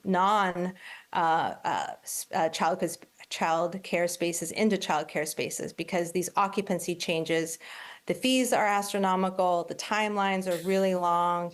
So we need to do whatever we can, including the programs that were outlined earlier, that will really help providers, number one, understand what is involved, because it's just, you start going through the process, it's like you get one barrier after another. And if there was somebody in BDS who was able to walk them through each step of this process, instead of you get one reviewer, then you get inspectors, and you get a different reviewer, and the whole process is just really, really confusing. And then it gets discouraging. So, I've done this a few times. I know what I'm up against, but most providers don't. And so we're going to really discourage a lot of people from expanding if we don't make this process easier. So I have more that I could offer, but I think that's probably the gist of it. And I am late for my board meeting, so I have to go, but I offer myself to help. I'm not just going to tell you what I think is wrong, because I've done this a few times. I'm willing to sit down and offer solutions, because I have more, but that's about all I had time for. So I appreciate your time and your willingness to hear me this morning. I'm also a Comcast Rise recipient, so go Comcast. And thank you again for your time. Thanks, Angie. Mitch. Hi, everybody. Thank you for the opportunity to speak today. My name is Mitch Doherty. I'm the director of Built Oregon. It's a nonprofit focused on supporting Oregon's consumer product companies through a few core programs, one being Bridges. We work very closely with Prosper and IBRN and Kobe and everybody else. It's a program to expand retail opportunities and sales channels for BIPOC-led companies. And over the past 4 years, we've worked with about 100 companies through that program to get them access to new revenue streams. We also run an accelerator program, and we worked with 76 companies, including 57 BIPOC founders and 43 women founders. The program focuses on founder mental health, peer connections, and also connecting them with 225 mentors that are part of the Built network. In addition, based on a grant from Nike, we focus a lot in the Black community, and we've given out about $300,000 in micro grants to Black-owned businesses, run a Black Business Accelerator program, held a Black Friday pop-up, hosted community gatherings, and provided mentorship and support to Black founders. In addition, Build has also been the fiscal sponsor and supported Pitch Black over the past few years. That's led to an additional $240,000 to Black-owned businesses. I kind of wanted to highlight some of the work we do and just kind of emphasize that every one of those companies is a small business that we work with over the years. And I want to kind of bring it back. I know permitting is a big concern. And I want to kind of dive in a little bit and just say there have been many discussions around the need to streamline it, to make it easier to navigate, which are both very important. But I think what's critical is the aspect of time. The clock is ticking. Once you sign a lease, once you start tenant improvements and stuff like that. And so if you're expecting to open in spring and the delays cause you to wait until fall, you're now paying all those expenses over that 8 months. This was the case with one of the companies we work with, Ice Queen, who missed out on her opening by over 8 months because of the permitting delays.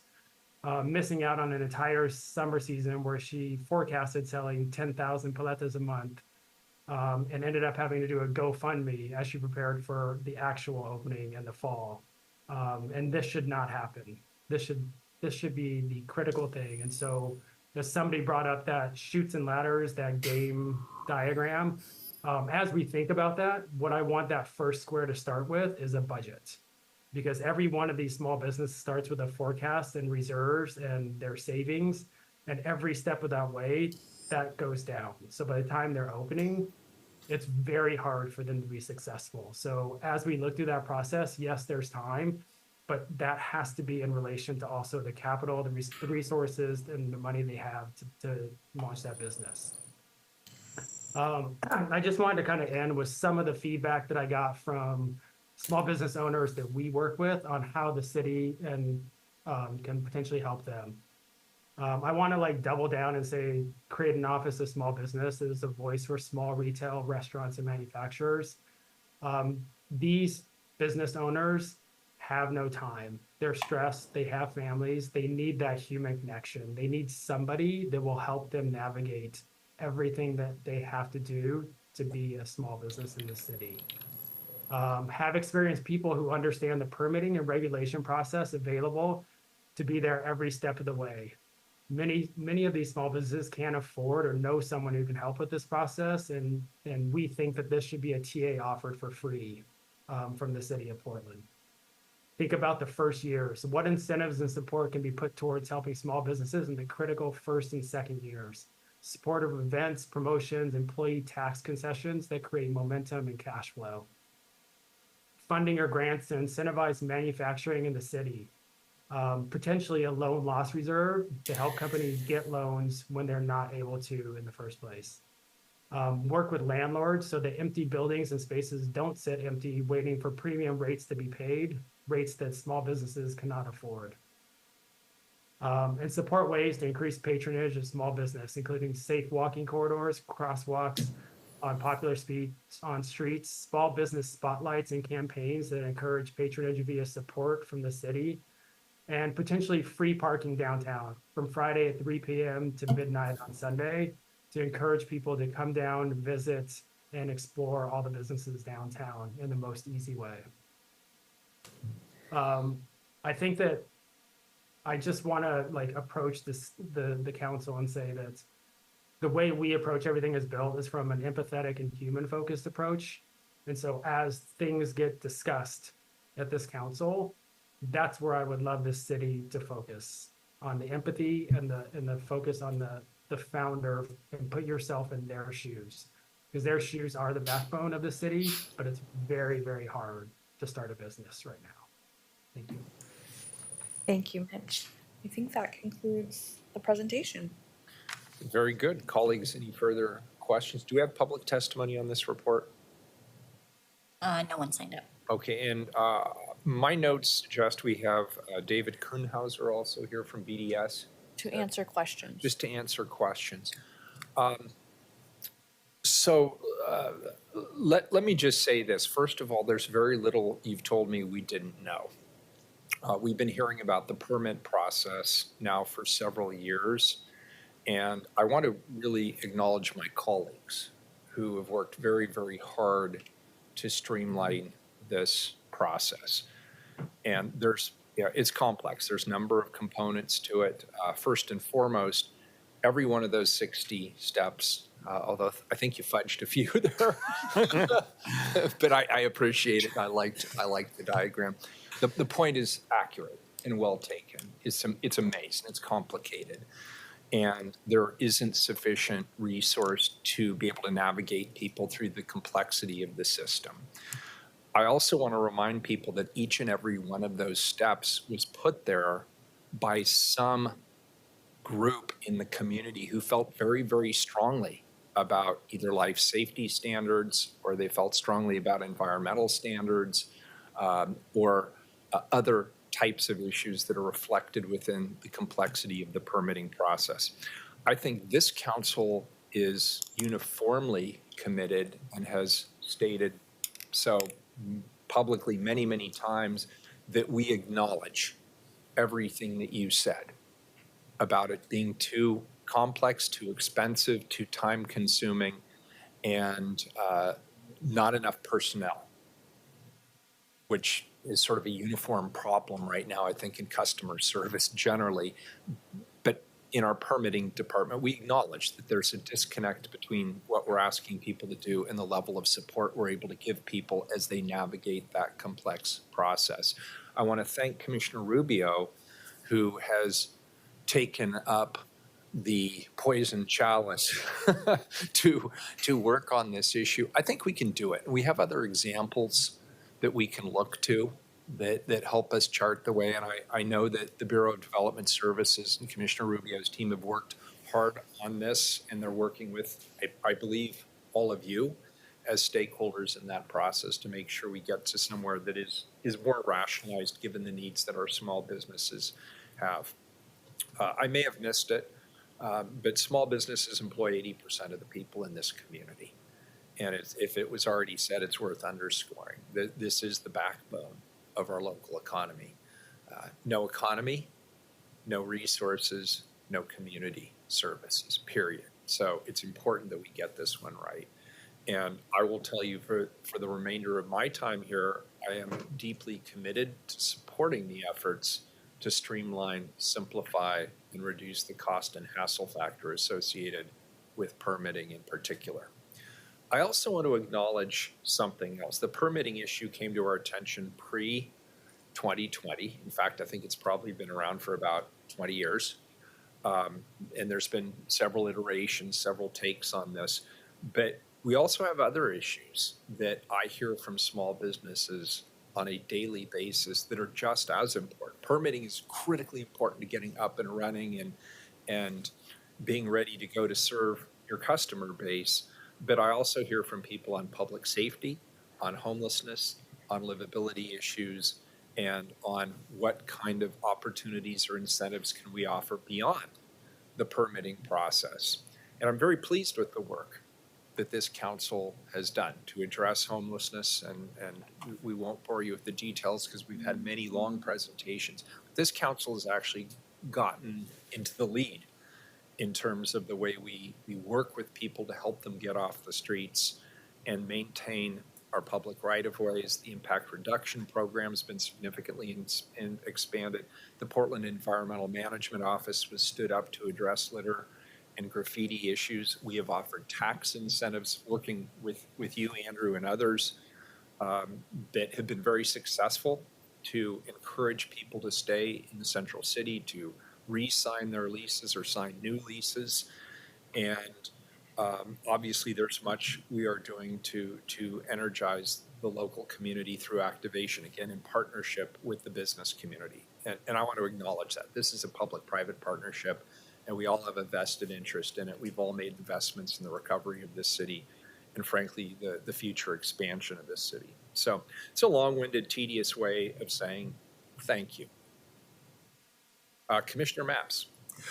Thank you very much. I really appreciate the presentation today and the research that went into this. And I am deeply sympathetic to some of the calls for reform. I'm still trying to wrap my brain around some of them, though. It might be helpful, I don't know if this is the right slide to frame the conversation, but I think there's a slide where the headline says something, city provides a variety of resources, and it's a table. Can we pull that one up? The comparison slide. Yeah. And my questions are pretty much going to be directed towards Prosper today, I think. Is it possible to bring up that slide? And there may be a better one for the question that I Which have. slide? The slide. It's a table. It's a table that shows, I think, the different resources that cities across America provide the business community. It's fairly deep into it. 26. I think the title should be something like "Cities provide a variety of resources." So the check boxes. Yeah, the checkbox slide. There we go. Thank you. So it seems like one of the take homes today is create a designated small business office. Sounds like a good idea to me. I think one of the things I'm trying to figure out is how is that different from what Prosper already does? I kind of, can you help us think about, will the small business office offer services that Prosper currently doesn't offer? Or how should we think about this? It's a great question, Commissioner. Thank you. So I would offer that most of the services that you see in those check marks actually live inside Prosper Portland. Yeah. And so what we have is both a smaller issue of substance and a larger issue of branding and marketing. While a lot of those services are happening, a lot of them are happening through third-party providers, they're happening through a network of services. And our proposal to have the 2 small business liaisons starting next year is really because what we don't have throughout all these different services, we don't have people embedded at the city or at Prosper Portland who are those points of contact, right? We've moved to this model to have efficiencies and kind of economies of scale where we can reach as many business owners as possible. What we hear in terms of feedback time and time again is nobody knows the city like the city. And so having these small business liaisons echoes what we see in cities like Seattle, where they call them advocates, right, that are able to answer the phones and kind of be that direct point of contact. That's what we're suggesting, is starting with those 2, and then that being the seed to how we integrate all these different services under the branding of an Office of Small Business. But functionally, I think you're right, we're doing a lot of it, and a lot of it lives at Prosper, which is why we think it might be the right time and place to make this move. Okay, great, that's helpful. I think one of the things I also heard today is Prosper has some ARPA dollars. ARPA dollars are sunsetting, and maybe this is an opportunity to reinvent Prosper to some degree. Are we ultimately talking about reimagining Prosper? Or are we kind of talking about taking staff who have been working on ARPA projects and trying to reassign them to another space? How should we think about this?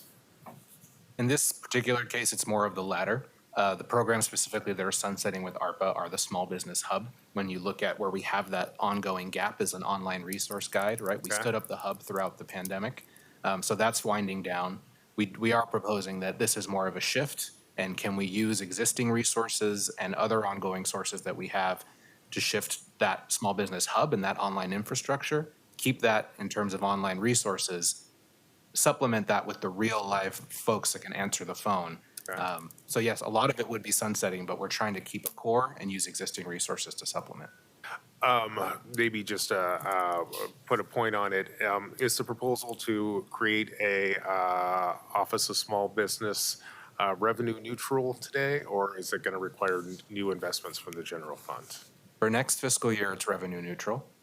We are proposing using some of the returning TIF funds. We know that the bulk of those dollars are really meant to stabilize the agency. There's a tiny bit of flexibility that comes with those dollars. And because this is called out in Advanced Portland, and because we have this prioritization, it's enough to cover 2 staff folks. Okay, and one other thing which jumped out at me from this slide in particular is I noticed that Portland does not offer employer tools / health insurance. I can tell you as an employer for the city, one of the biggest employers in the Portland metro area, health insurance is a big deal. But I'm not sure what that category is. What is that category? The last row? I'm not familiar with the services. I mean, we think of it in terms of you do see evidence and trends across our landscape here in Portland of smaller employers starting to provide insurance. In terms of how, I'm not sure if that's the city subsidizing. I'd have to look at what the other cities are actually doing in that space. Yeah, I think it's more around the city backfilling and providing a kind of an insurer of last resort when that doesn't exist. And certainly the state has different resources based on state level. So I think, again, it's just the city going above and beyond to help fill gaps. And I can just add, I operated the Brooklyn Office of Small Business Services from the Brooklyn Chamber of Commerce. We were one of the local borough partners. The thing that is different here than in most other places in New York City is that you had workforce and healthcare as a toolkit that was offered by the staff of the Small Business Services office in our borough. So in other words, when you walked in as an employer like Fabiola and you had across the board questions, some of them weren't specific to city issues. They were, how do I hire the right people and how do I ensure my organization? That's also including things like property and casualty and other issues like that. So New York City had an extremely advanced and sophisticated service system there. health insurance was one of the offerings, and you were able to be agnostic about providing information to employers who were trying to get health insurance for their employees. Do you think that something like that would be helpful here in Portland, or is the environment just different? 100% it would be helpful. Let's just call it like it is. We need some baby steps first and organize ourselves and start to build off of a core institution. This lineup here would be a godsend to some of the employers that are looking to start businesses right now, if we could just organize it correctly. Okay, thank you very much. I have no more questions. Great. Commissioner Gonzalez. It's going to build in some ways off of Commissioner Maps's question, but I want to go back to the example of the child care provider trying to find permits in the city of Portland. This is a brutal experience nationally, frankly, for anyone trying to build a child care center, whether you're a multinational or a small provider. Part of it's because you're dealing with local zoning code, and invariably you have some sort of state license you have to go get. But that's brutal for big business too. I want to be crystal clear. When you're going into a new market, childcare is not an easy thing to place, and so I guess this kind of gets to my question. So I think we need to have small business targeted services, and we also need large business targeted services, and their needs are going to be somewhat overlapping, but are also quite distinct. I mean, some of the testimony hinted at it. Small business, you just don't have the infrastructure to be grinding out some of these permitting requirements. In a large company, you have someone devoted to that, but a large company also has some other needs in terms of what they look for and where they're locating. So I guess if we create, here gets to my question. How do we divide labor currently in Prosper Portland between small business and large business? And so what's the status quo right now? And if we establish this office, what would that look like going forward? Because there are very, very different needs in some respects. And so I'm just sort of curious what happens today and what would happen after this. Yeah, that's an excellent question. Thank you. Always excited to have a chance to plug our program. So I'll say the two teams they vary in size, right, depending on the programs that we have, but they're roughly around the same size. One is called the Entrepreneurship and Community Economic Development Team. That includes the Inclusive Business Resource Network, the Neighborhood Prosperity Network, as well as our investments in workforce development. The other team that deals with more of our large employers and our anchor employers is called the Business Advancement Team. That team, they're always between 8 to 9 people each, although with ARPA, the Community Economic Development Team has gotten a bit larger, and the small business liaisons would live in something similar to that team. The Business Advancement Team has staff dedicated to each of the 5 cluster industries where we are the most competitive.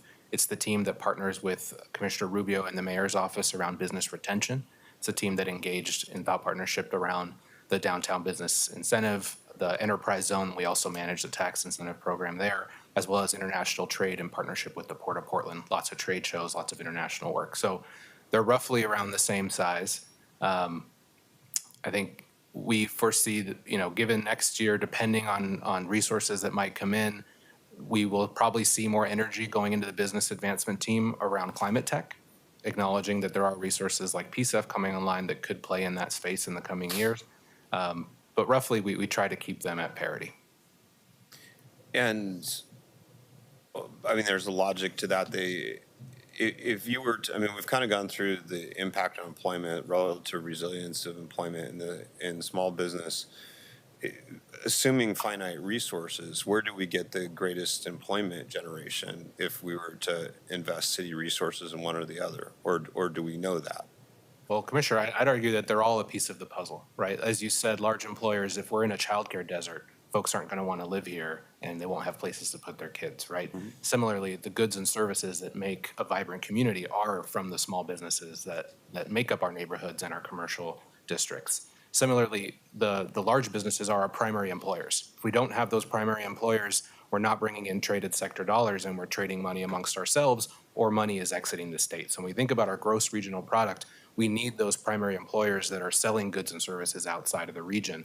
So I would say they're equally important and they're mutually necessitated, right? They are dependent on each other. It's a broader economic ecosystem that we're a part of. So I would hesitate to put value in one over the other in terms of ROI. Yeah, no interest in putting one against the other. It's more as stewards for the city as we evaluate a variety of investment options, trying to figure out where we get the most bang for the buck. But I think your answer was fair. I'm good for now. Thank you. Great. Commissioner Ryan. Yes, thank you. And thanks for this report. It's really an important document.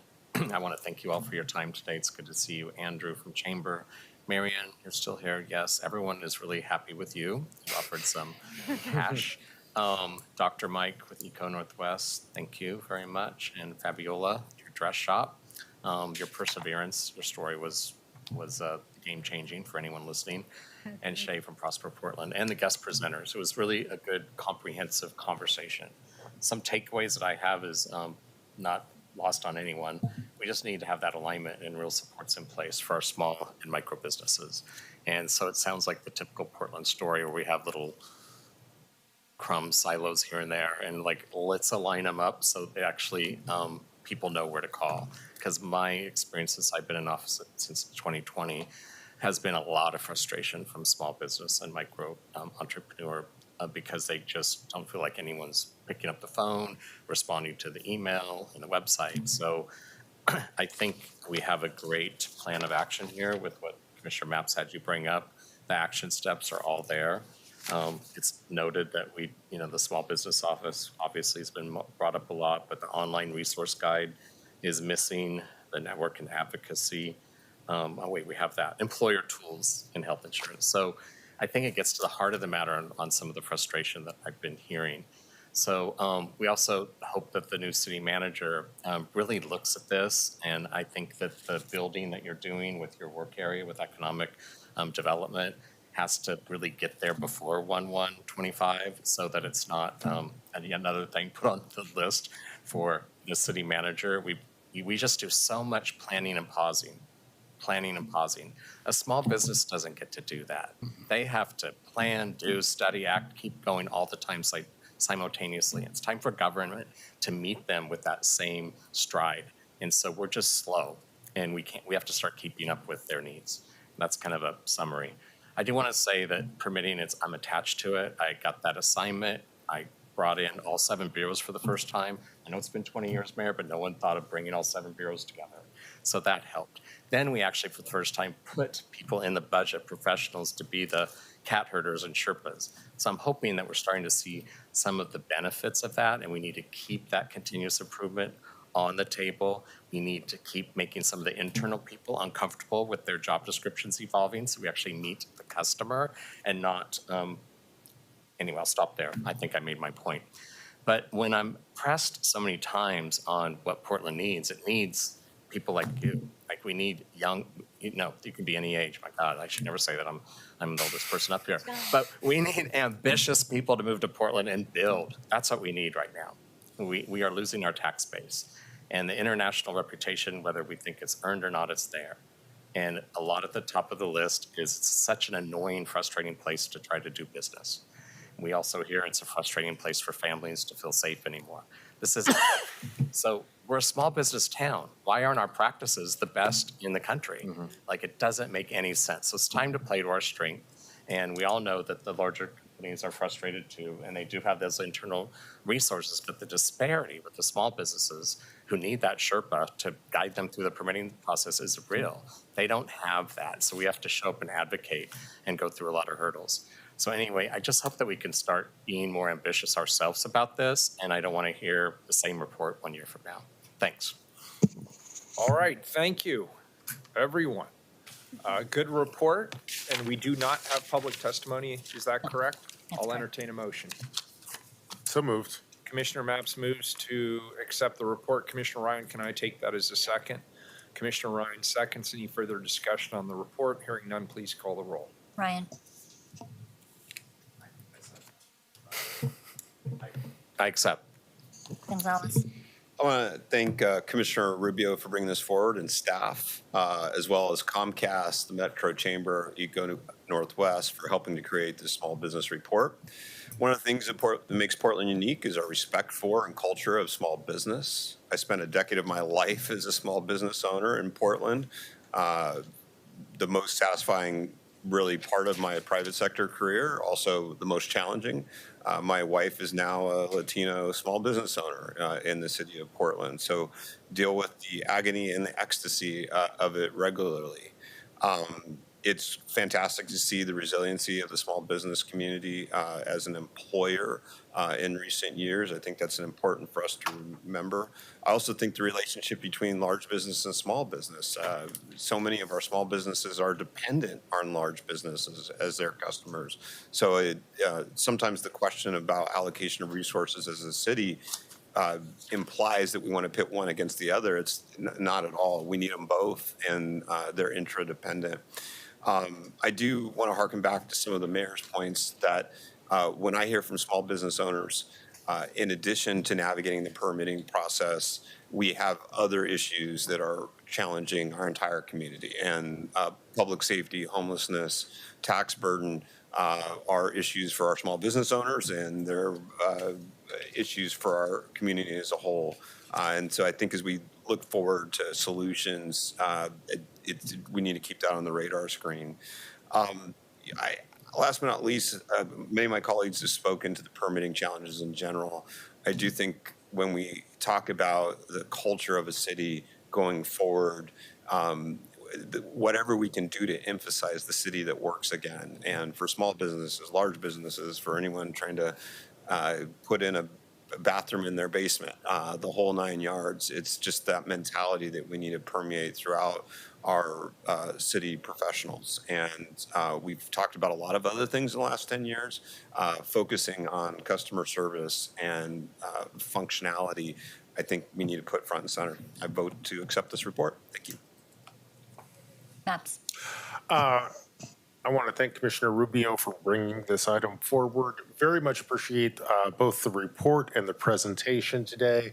I'm more than happy to support your bottom line, which appears to be let's create an Office of Small Business within Prosper. That sounds wise to me.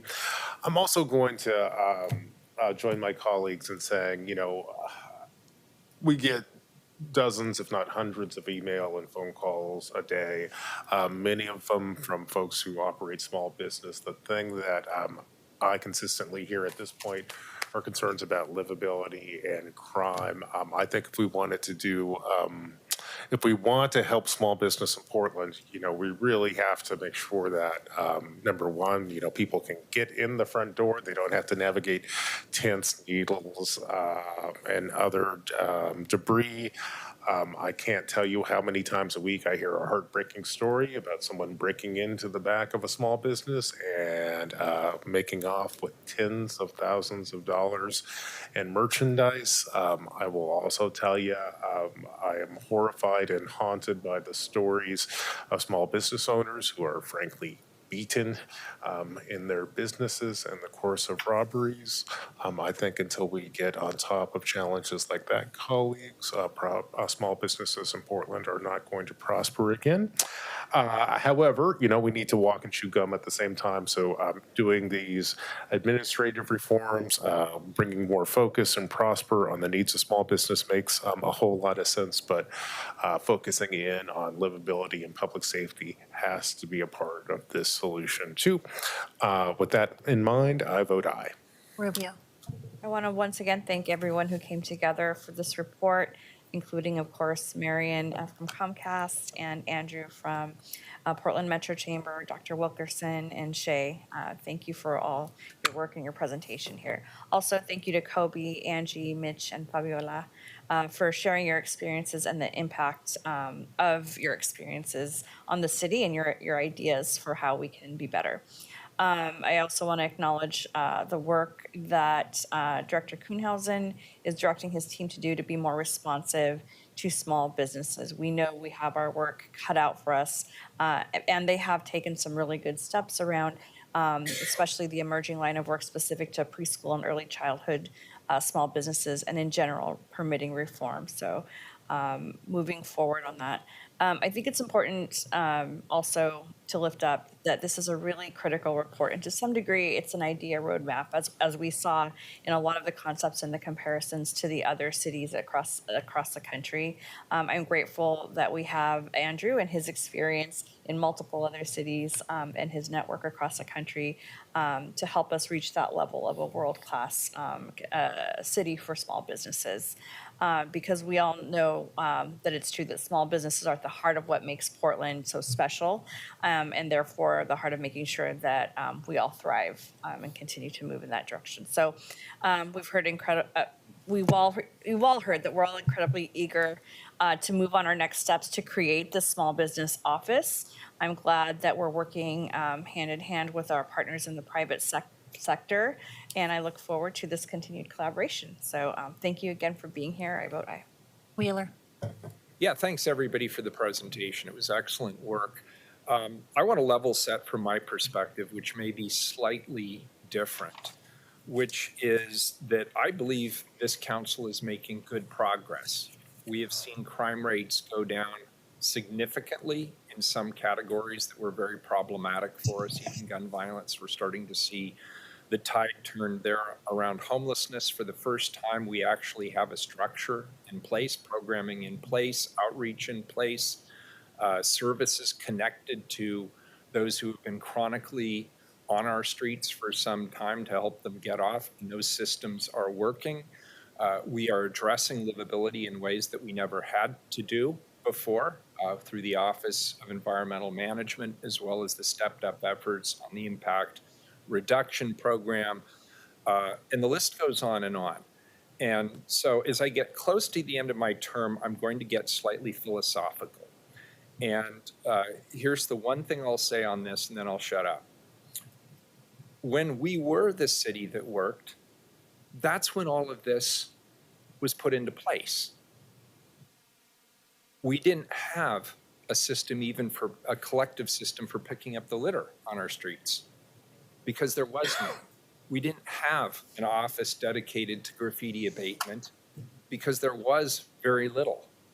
We didn't have a homeless system at all, really. We had some nonprofits, and the city helped a couple of those nonprofits here and there, but we didn't have anything like the structures we currently have in place.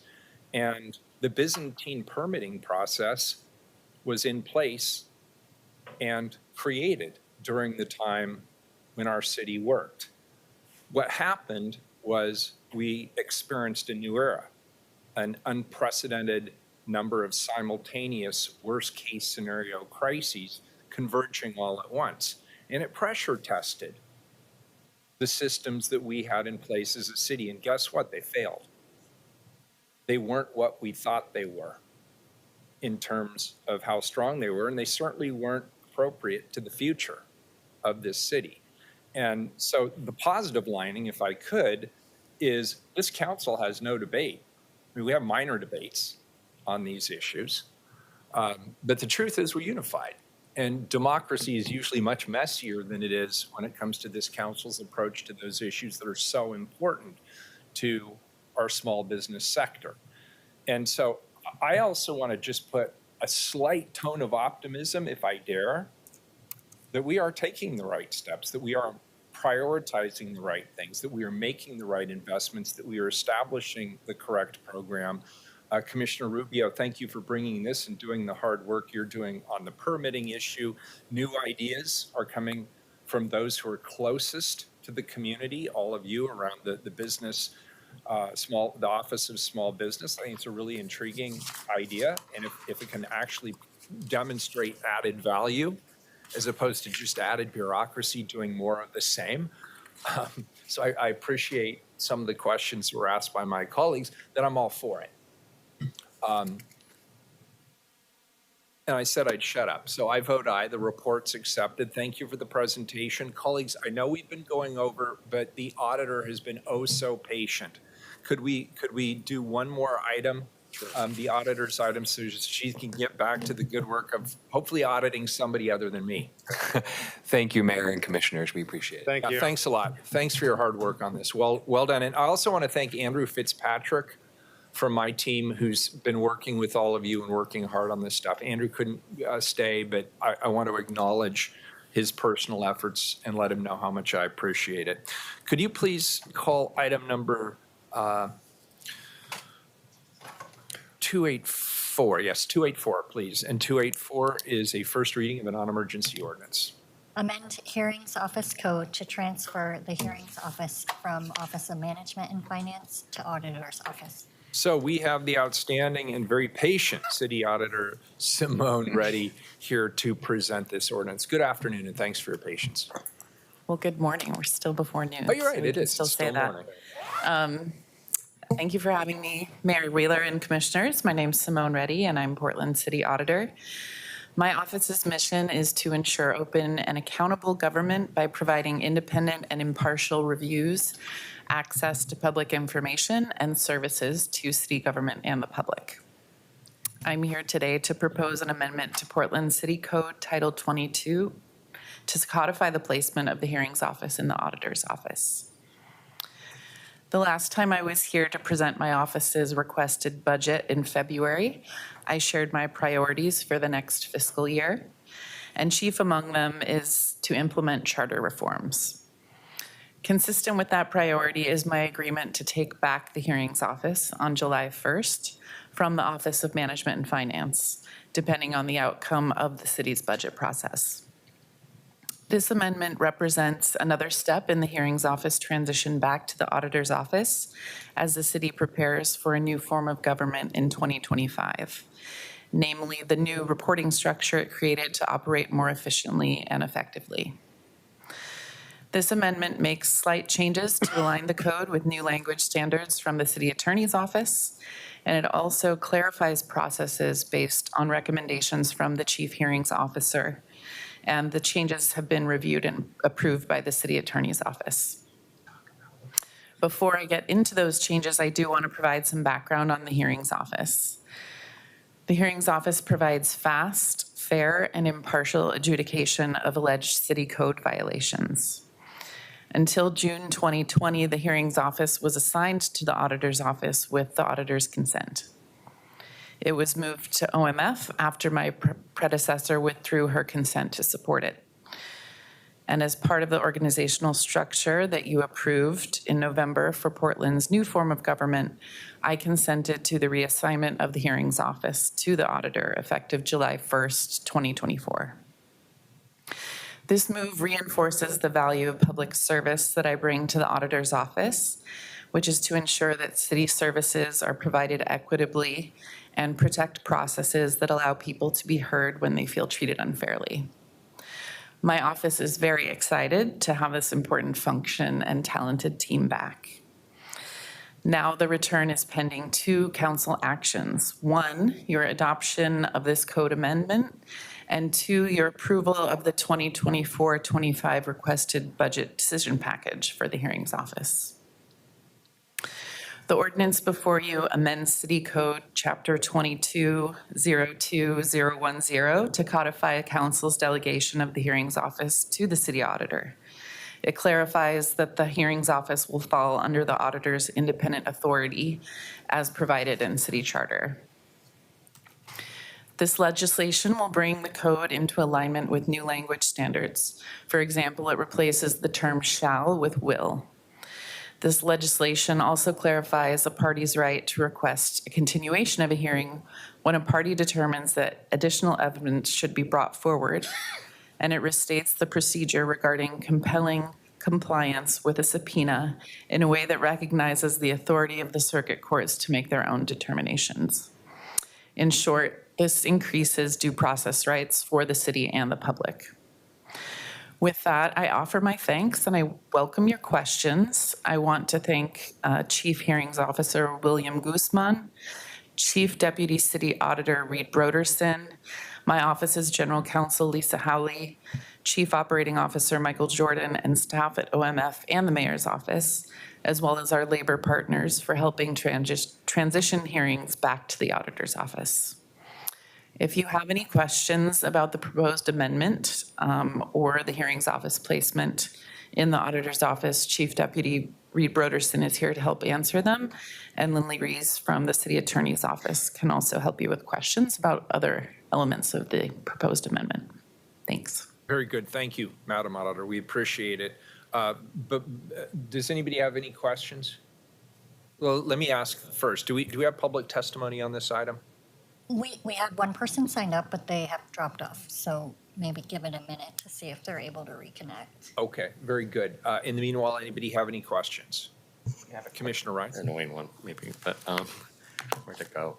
When I was looking through, thanks for being here, first of all, and that was a good report. It's just, you can get back to me between now and the next reading when we vote on it.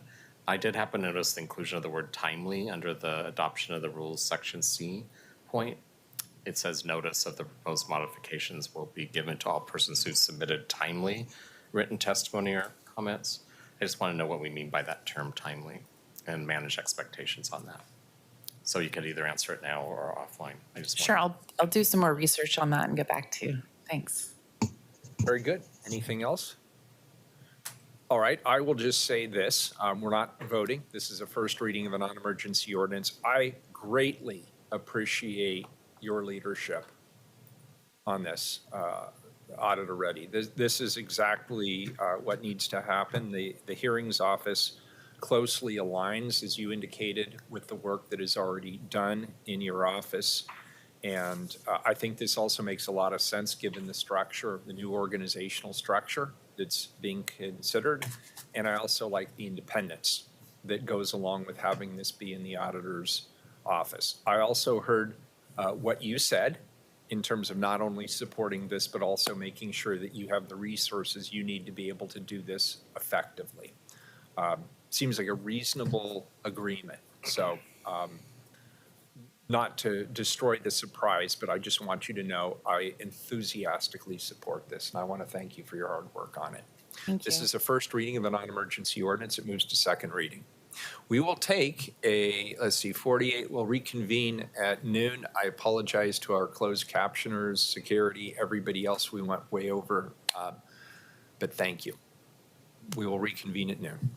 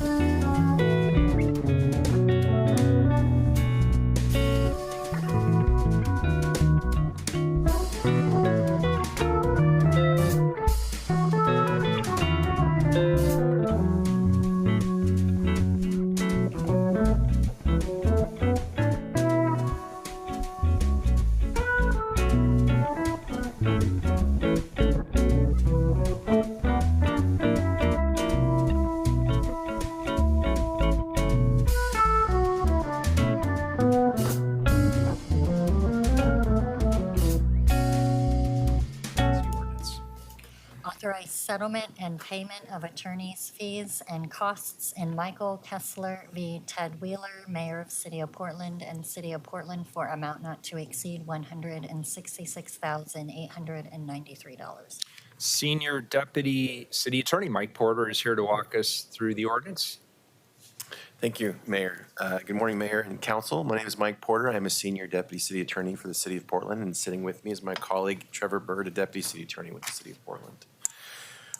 In December of 2016, the city automated the public records retention system for text messages through the purchase of archiving software Smarsh. Despite the city's efforts to automate the retention of text messages, it later became evident there were gaps in coverage related to iMessages. To address the issue, the City of Portland, with Mayor Wheeler's support, took additional action to preserve iMessages by archiving and backups city phones identified as having sent or received iMessages. This is the blue bubble, green bubble discussion. And to enroll all city devices in a program that would prevent iMessage from being enabled going forward. That would be the Enterprise Mobility Management Software, EMM. The solution proved effective in archiving and retaining city phone messages. However, the time required to implement these measures led to unanticipated delays in responding to some public records requests, resulting in a lawsuit being filed in December of 2022. A settlement of that lawsuit has now been reached in this case in the interest of all the parties to avoid the uncertainty, time, and expense of continued litigation. So we are here today to ask you to approve an ordinance that it has an exhibit, the settlement agreement that we have agreed to. Thank you. I'm happy to answer any questions. Thank you. Questions, colleagues? Public testimony? No. Call the roll. Ryan. Aye. Gonzalez. Aye. Lapps. Aye. Rubio. Aye. Wheeler. Aye. The ordinance is adopted. Next item, please, 290. Accept guaranteed maximum price of $7,557,030 from Granite Construction Company for construction of the Northwest 9th Avenue, Northwest Hoyt Street System Improvements Project. Colleagues, as part of the joint project by the Bureau of Environmental Services and the Portland Water Bureau, this item authorizes improvements to water, sanitary, and stormwater systems to address existing deficiencies. Interim Chief Procurement Officer Kathleen Brenes-Marua is here to present the item. Welcome, Kathleen. Thank you for being here today. And thanks for your patience. Good morning, Mayor and Commissioners. For the record, I am Kathleen Brenes-Marua, Interim Chief Procurement Officer. With me is Rhonda Fast, Capital Project Manager with the Bureau of Environmental Services. We are here to recommend authorization to enter into a contract with Granite Construction Company for the Northwest 9th Avenue, Northwest Hoyt Street System Improvements Project. Council approved an exemption from the low bid procurement method on December 16th of 2020, authorizing procurement services to conduct a request for proposal solicitation process for construction manager general contractor services. The construction services estimate was estimated at $5.4 million with a moderate confidence level rating. We issued a request for proposals on November 19th of 21 and received one proposal on December 22nd of 21 from Granite Construction Company. The proposal was evaluated by a 5-member evaluation committee that consisted of representatives from the Bureau of Environmental Services and Water and a community member from the Minority Evaluator Program. And the committee recommended a contract be awarded for pre-construction services for the collaborative project design, constructability reviews, development of construction, procurement, management, equity, and safety plans, and the development of the guaranteed maximum price for construction of the project. Rhonda will now share a brief presentation about the project. Thank you, Kathleen. My name is Rhonda Fast. I'm the BES project manager for this joint project between BES and Water Bureau. Next slide, please. So this off-site sanitary, storm, and water infrastructure project is one of the many projects associated with the Prosper Portland-led Broadway Corridor USPS site redevelopment, of which there's been a flurry of actions in progress over the last month that hopefully you've heard some about. Next slide, please. For instance, the Phase 0 Prosper-led demolition and remediation work has just wrapped up, And Housing Bureau recently issued an RFQ for affordable housing development on part of Lot 4. And just a few weeks ago, PBOT was here with an authorization, an exemption to bid so that they can issue an RFP to extend Northwest Kearney and Johnson, which is all part of the on-site work. And that work is expected to start in the fall. And our off-site utility work is one of the important infrastructure puzzle pieces that is necessary, that's part of this larger effort. Now, this work has been carefully timed and coordinated with these other projects so that the work on 9th can proceed in a way that doesn't create any conflicts with the other projects, since 9th Avenue is a major haul route and is needed for the other on-site work.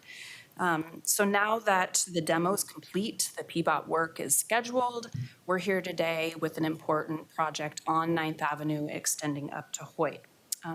Next slide, please. A little bit of background, as Kathleen mentioned, in 2020, we requested an exemption to pursue alternative contracting, CMGC in this case. And at that time, our designs and cost estimates were very preliminary. And since 2022, our selected CMGC contractor, Granite Construction, has been a critical member of our multi-bureau team, and they have gained deep understanding of some of the riskier elements of the design, including work in close proximity to the Portland streetcar and near existing utilities that have to be protected. And then also during pre-construction services, Granite has embraced the implementation of a newer social equity and contracting program, the RWEA and CDIP, which was a key part of the vision of the Broadway corridor effort overall. Next slide. To that end, Granite conducted an extensive outreach to minority and women-owned firms and have identified a number of minority-owned subcontracting firms that will participate on the project and are on track to exceed the overall utilization goal of 25%. They're going to be closer to 34%. And they will also implement some anti-harassment respectful workplace programs on site that are a part of the RWEA requirements. And they have been and will continue to report to an advisory committee that's currently convened by Prosper Portland. So next slide. We're excited to continue our collaboration with Granite Construction, and our goal is to ensure timely delivery of infrastructure to unlock the development potential on the post office site. Therefore, we're asking council to accept the report and accept the guaranteed maximum price from Granite Construction. And I'm here, next slide, that'll be it. We're here for any questions that you may have. Great. Colleagues, any questions at this juncture? Commissioner Ryan.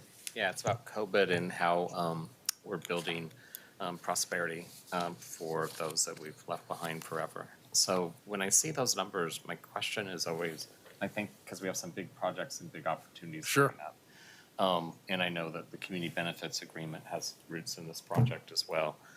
So when I hear the percentage, that's the owners, do we get, what's the data like that we receive in terms of the workforce? That will be coming during construction, and that will be part of the committee, the reporting that's done through the committee that Prosper's convening right now. So Granite has these programs in place to reach out so that the goals for the workforce are met. And then during construction, that's when the numbers will show up.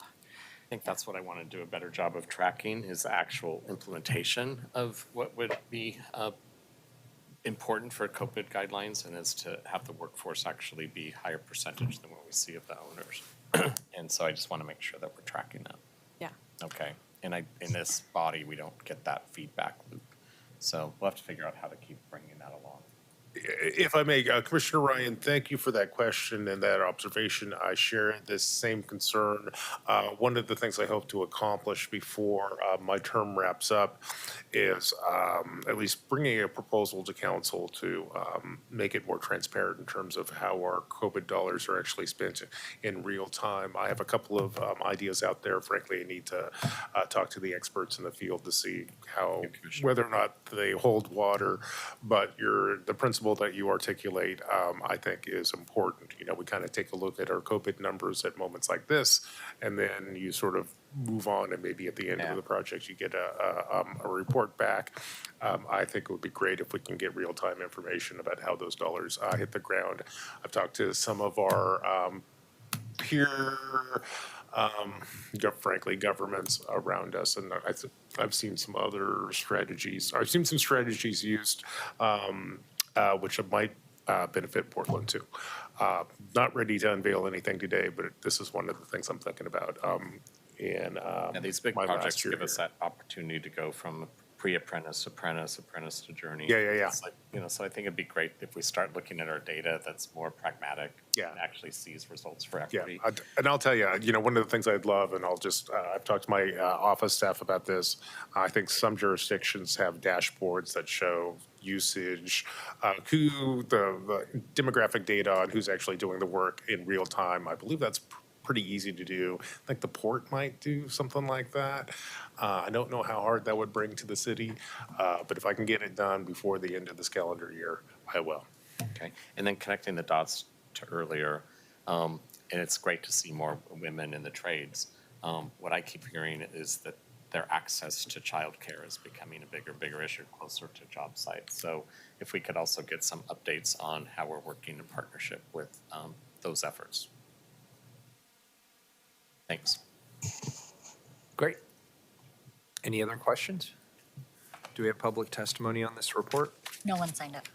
All right, great. Thank you for the presentation. I'll entertain a motion to accept the report. Commissioner Gonzalez moves. Can I get a second? Second. Commissioner Ryan seconds. Any further discussion? Seeing none, please call the roll. Ryan? Aye. Gonzalez? Aye. Maps? I want to thank the mayor, Kathleen and Rhonda for supporting this project. It's important work. I'd also like to point out we're supporting an important project that comes out of Commissioner Rubio's portfolio. So this is truly a team effort, which is why I'm glad to vote aye. Rubio? Today's actions represent another demonstration of steady progress to prepare the Broadway corridor for development and alignment with the vision set forth by our community partners. Also notably, it demonstrates continued productive collaboration among all our city bureaus with Prosper Portland. And importantly, this project will also continue to deliver commitment on the values connected to Broadway corridor. That is, that this investment should and will further inclusive economic growth by complying with the Regional Workforce Equity Agreement under the guidance of the Labor Management Community Oversight Committee. So happy to vote aye. Wheeler? Aye, thank you. Well done. The report's accepted. Thank you. Next item, please. 291, an emergency ordinance. Authorized contract with Dell Marketing LP to purchase Microsoft Office 365 licenses and Microsoft software as a service for 3 years, not to exceed $12 million. Colleagues, this ordinance approves a contract with the Dell Corporation for Microsoft products to continue the City of Portland's subscription to the Office 365 suite of products. Our current agreement expires at the end of this month. Bureau of Technology Services Support Center Manager Brian Perello is here to walk us through the ordinance. Hey, Brian. Morning. Thanks for having me here today. My name is Brian Perello, and I manage the BTS Support Center. I'm here to talk to you today about our Microsoft contract. Specifically, today we're seeking authorization to implement a new enterprise agreement with the Microsoft Corporation as our current 3-year contract ends on April 30th, 2024. The City of Portland has been using the Office 365 suite since 2012. Through this new 3-year contract, the City of Portland will continue to subscribe to the Office 365 solution. We are requesting $12 million for these services over the next 3 years, as well as an option to extend for an additional 3 years for a total of 6 years and $24 million. While Microsoft is the original provider of the solution, they do not allow for direct purchase, and they require a value-added reseller. Our VAR to make these purchases is the Dell Corporation. Software and services under this agreement are used to support the city's collaboration and productivity with tools such as Outlook, Word, PowerPoint, Teams, and a handful of others. Without reliable and adequate collaboration and productivity tools, city services would come to a halt. Our implementation of Microsoft's Office 365 solution has resulted in high availability of collaboration and productivity tools for many city tasks, both on-site as well as remote and hybrid. Funding will be provided by bureaus who currently use Microsoft Office 365 licenses for their staff. I'm happy to answer any questions that you have. Colleagues, any questions on this item? Do we have public testimony? No one signed up. All right, that means everybody's happy with the product. Thank you for your continued diligence. Please call the roll. Ryan. Aye. Gonzalez. Aye. Mops. Aye. Rubio. Aye. Wheeler. Aye. The ordinance is adopted. Thanks, Brian. Thank you. Appreciate it. 292, please. This is a non-emergency ordinance.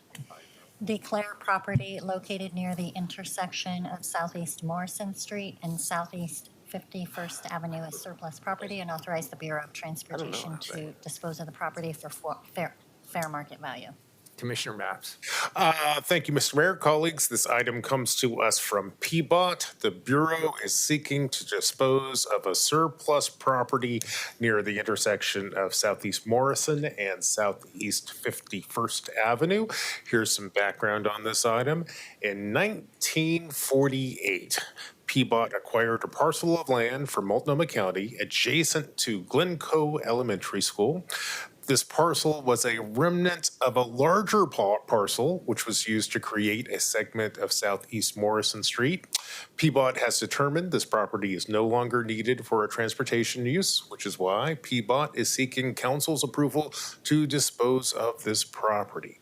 Approval of this ordinance will allow a new property owner to develop the space. In addition, approving this ordinance will return this lot to the tax rolls and will eliminate the city's responsibility to maintain this property. This proposal has gone through the city's disposition process, which required both internal and external notifications prior to seeking council's approval today. And now I will turn this presentation over to Kevin Ballack, a right-of-way supervisor with PBOT. Welcome, Kevin. Thank you, Commissioner Maps, for introducing this ordinance. Good afternoon, City Council. Thank you for bearing with me during this lunch hour. I know you guys are getting hungry. Appreciate it. Again, for the record, my name is Kevin Ballack. I'm the right-of-way program supervisor at PBOT, here to discuss the property at the intersection of Southeast Morrison Street and Southeast 51st Avenue to be declared as a surplus property. Next slide, please. As Commissioner Maps mentioned, the city acquired the property from Multnomah County in 1948. However, at the time of sale, a restriction was placed on title that limited use to public benefit only. In 2022, Multnomah County relinquished this public benefit restriction via a quitclaim deed. Next slide, please.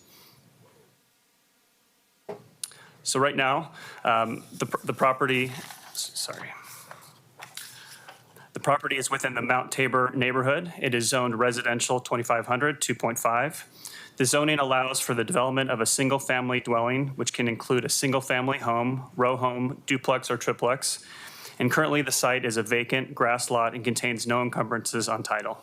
Next slide, please. Just some of the background again, the title was relinquished in 2022 that allowed the city now to be declared surplus and put on the market. Next slide, please.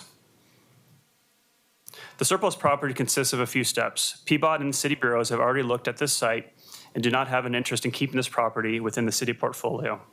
The city then physically posted signage on site, neighborhood mailers were circulated, and public comments were received per the mandatory 60-day external notification period. If City Council approves this action, PBOT will solicit an independent appraisal and sell on the open market for fair market value. Next slide, please. During this 60-day public comment period, PBOT received 12 comments from public. A summary of those concerns, including stormwater drainage, loss of access, traffic and safety, construction noise, and loss of open space. Let me briefly address each one. For stormwater drainage, there will not be any issue with stormwater during rain events. BES maintains a stormwater detention and management facility adjacent to the site on Glencoe Elementary property. In addition, any future development would require stormwater mitigation from BES and BDS if necessary. Let me address the next one. Loss of access was another concern from Southeast 52nd Avenue to Glencoe Elementary. There's currently a 5-foot wide public alleyway north of the site and a 25-foot wide public right-of-way with stairway access east of the site. These public rights-of-way do not change or go away. If there were development occurring, the city would require these rights of access be maintained. Next, traffic and safety was another issue that was raised. During morning pickup and afternoon drop-off, students, the area does have higher amounts of both foot and vehicular traffic along Southeast Morrison. There was concern about a future driveway from a development. We've confirmed with planning that any driveway built on the site would exit onto Southeast Morrison and need to be at least 5 feet setback away from the eastern property line per safety and code. Next, construction noise was another concern that was brought up. While I cannot speculate on the exact decibels that would be emitted, the noise level would be that coming from the construction of a single-family residence in an urban area. There's always residential construction going on in the city. This site just happens to be closer in proximity to Glencoe Elementary. Finally, some comments voiced concerns over the loss of open space. While losing any open space in urban setting is difficult for neighbors, I'd like to point out that Mount Tabor and Lower Hills Park are in close proximity within the neighborhood itself. In addition, Parks did not express any interest in retaining this parcel for park or recreational use. And I'd like to also point out that we received one letter of support from the Glencoe Elementary PTO Board President in support of the action. Commissioners, next slide, please. Commissioners, thank you for your time in considering this surplus property ordinance. At this time, I can respond to any questions you may have. Very good. Colleagues, any questions on this particular item? Commissioner Rubio, did you have a question? Very good. Commissioner Ryan? Yeah, because I know the area well next to Glencoe. So that was great to hear that the PTA members sent in a letter of support. So did you do engagement with the Glencoe community? We did. Again, I responded to all public comments that came in and tried to answer and alleviate any concerns that they may have with this. And again, I corresponded with the PTO president quite a bit. So PPS was part of your engagement? Yeah, correct, yes. So both the principal and superintendent were both engaged. Thanks. Very good. Do we have public testimony? No one signed up. All right. This is a first reading of a non-emergency ordinance. It moves to second reading. Item 293, also a first reading of a non-emergency ordinance.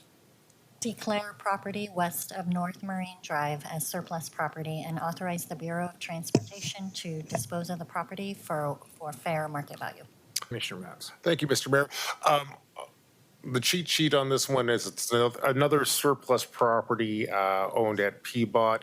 Again, this item comes to us from PBOT. This ordinance authorizes PBOT to sell a vacant parcel of land located within the North Marine Drive neighborhood.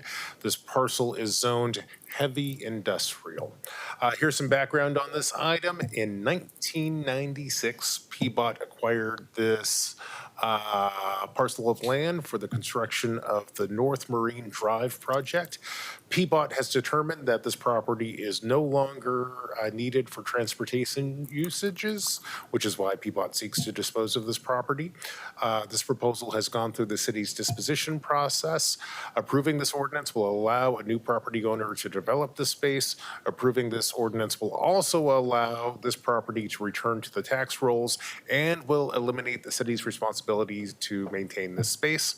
Here to tell us more about this project, we have Kevin Bullock, right-of-way agent with PBOT. Welcome back, Kevin. Thank you, Commissioner Maps. Again, appreciate your time and hearing this ordinance. Again, my name is Kevin Bullock. I'm the right-of-way program supervisor here at PBOT to discuss the proposed declaration of the property R323437, which is located west of 3939 North Marine Drive as surplus property. Next slide, please. Here's an image showing the outline of the property located west of 3939 North Marine Drive to be declared surplus. This area is 16,325 square feet. Next slide, please. This property is within the St. John's neighborhood. It is zoned heavy industrial. The zoning allows for the development of industrial uses only, such as manufacturing, warehouse, and industrial service yards. Currently, the site is a vacant parking lot with one light pole. The site is encumbered with a Portland General Electric 15-foot wide electrical distribution easement running along the eastern property boundary. Next slide, please. Again, for background, the city acquired the property in 1986 for the construction of the North Marine Drive project. Driveway access, either through easements or ownership, will be preserved for the adjacent owners at the time of sale. PBOT will reserve a 10-foot wide easement to maintain the interior of the existing sound wall along North Marine Drive as well. Next slide, please. As discussed before, the surplus property consists of a few steps. PBOT and city bureaus have already looked at the site and do not have an interest in keeping this property with us in the city portfolio. The city then physically posted signage on site, neighborhood mailers were circulated, and public comments were received per the mandatory 60-day external notification period. If city council approves this action, PBOT will solicit an independent appraisal and sell in the open market for fair market value. Next slide, please. During the 60-day public comment period, PBOT received only 2 comments from the public. A summary of the concerns are access for houseboats and truck tenants. And as mentioned previously, this access will be maintained for both adjacent property owners coming through this shared driveway. Concerns over noise level from any future development and notification when the property is on the market. Next slide, please. Commissioners, thank you again for your time and hearing this ordinance. I can respond to any questions you may have. Any questions on this item? Public testimony? No one signed up. All right, very good. This is a first reading of a non-emergency ordinance. Moves to second reading. 294. Thank you, Kevin. Oh, 294 is the second reading. Yeah, thanks, Kevin. Thank you. Accept a grant from Oregon Department of Environmental Quality for zero-emission fueling infrastructure at Stanton Yard for $432,837. This is the second reading of a non-emergency ordinance. We've already heard a presentation and had opportunity for public testimony. Any further discussion on this item? Seeing none, please call the roll. Ryan. Gonzalez. Aye. Maps. I want to thank the state for supporting this important project. I vote aye. Rubio. Aye. Wheeler. Aye. The ordinance is adopted. 295, also a second reading. Authorized contract with Range Studio LLC for the Wilkes Creek Headwaters Park project for an amount not to exceed $1,234,719. Any further discussion? Seeing none, please call the roll. Ryan. Aye. Gonzalez. Aye. Maps. Aye. Rubio. Aye. Wheeler. Aye. The ordinance is adopted. 296, the second reading. Approve findings to authorize an exemption to the competitive bidding requirements and authorize use of the alternative contracting method of construction manager general contractor for the Columbia Boulevard wastewater treatment plant blower system and building improvements project for an estimated amount of $26,300,000. Any further discussion on this item? Seeing none, please call the roll. Ryan. Aye. Gonzalez. Aye. Maps. Aye. Rubio. Aye. Wheeler. Aye. The ordinance is adopted. Last but not least, 297, also a second reading. Authorize price agreements with Jacobs Engineering Group Incorporated, Leeway Engineering Solutions LLC, Parametrics Incorporated, and WSP USA Incorporated for professional engineering services for the large-scale sewer rehabilitation program for $16 million. Any further discussion? Seeing none, please call the roll. Ryan. Aye. Gonzalez. Aye. Maps. Aye. Rubio. Aye. Wheeler. Aye. The ordinance is adopted. We're adjourned until 2 p.m.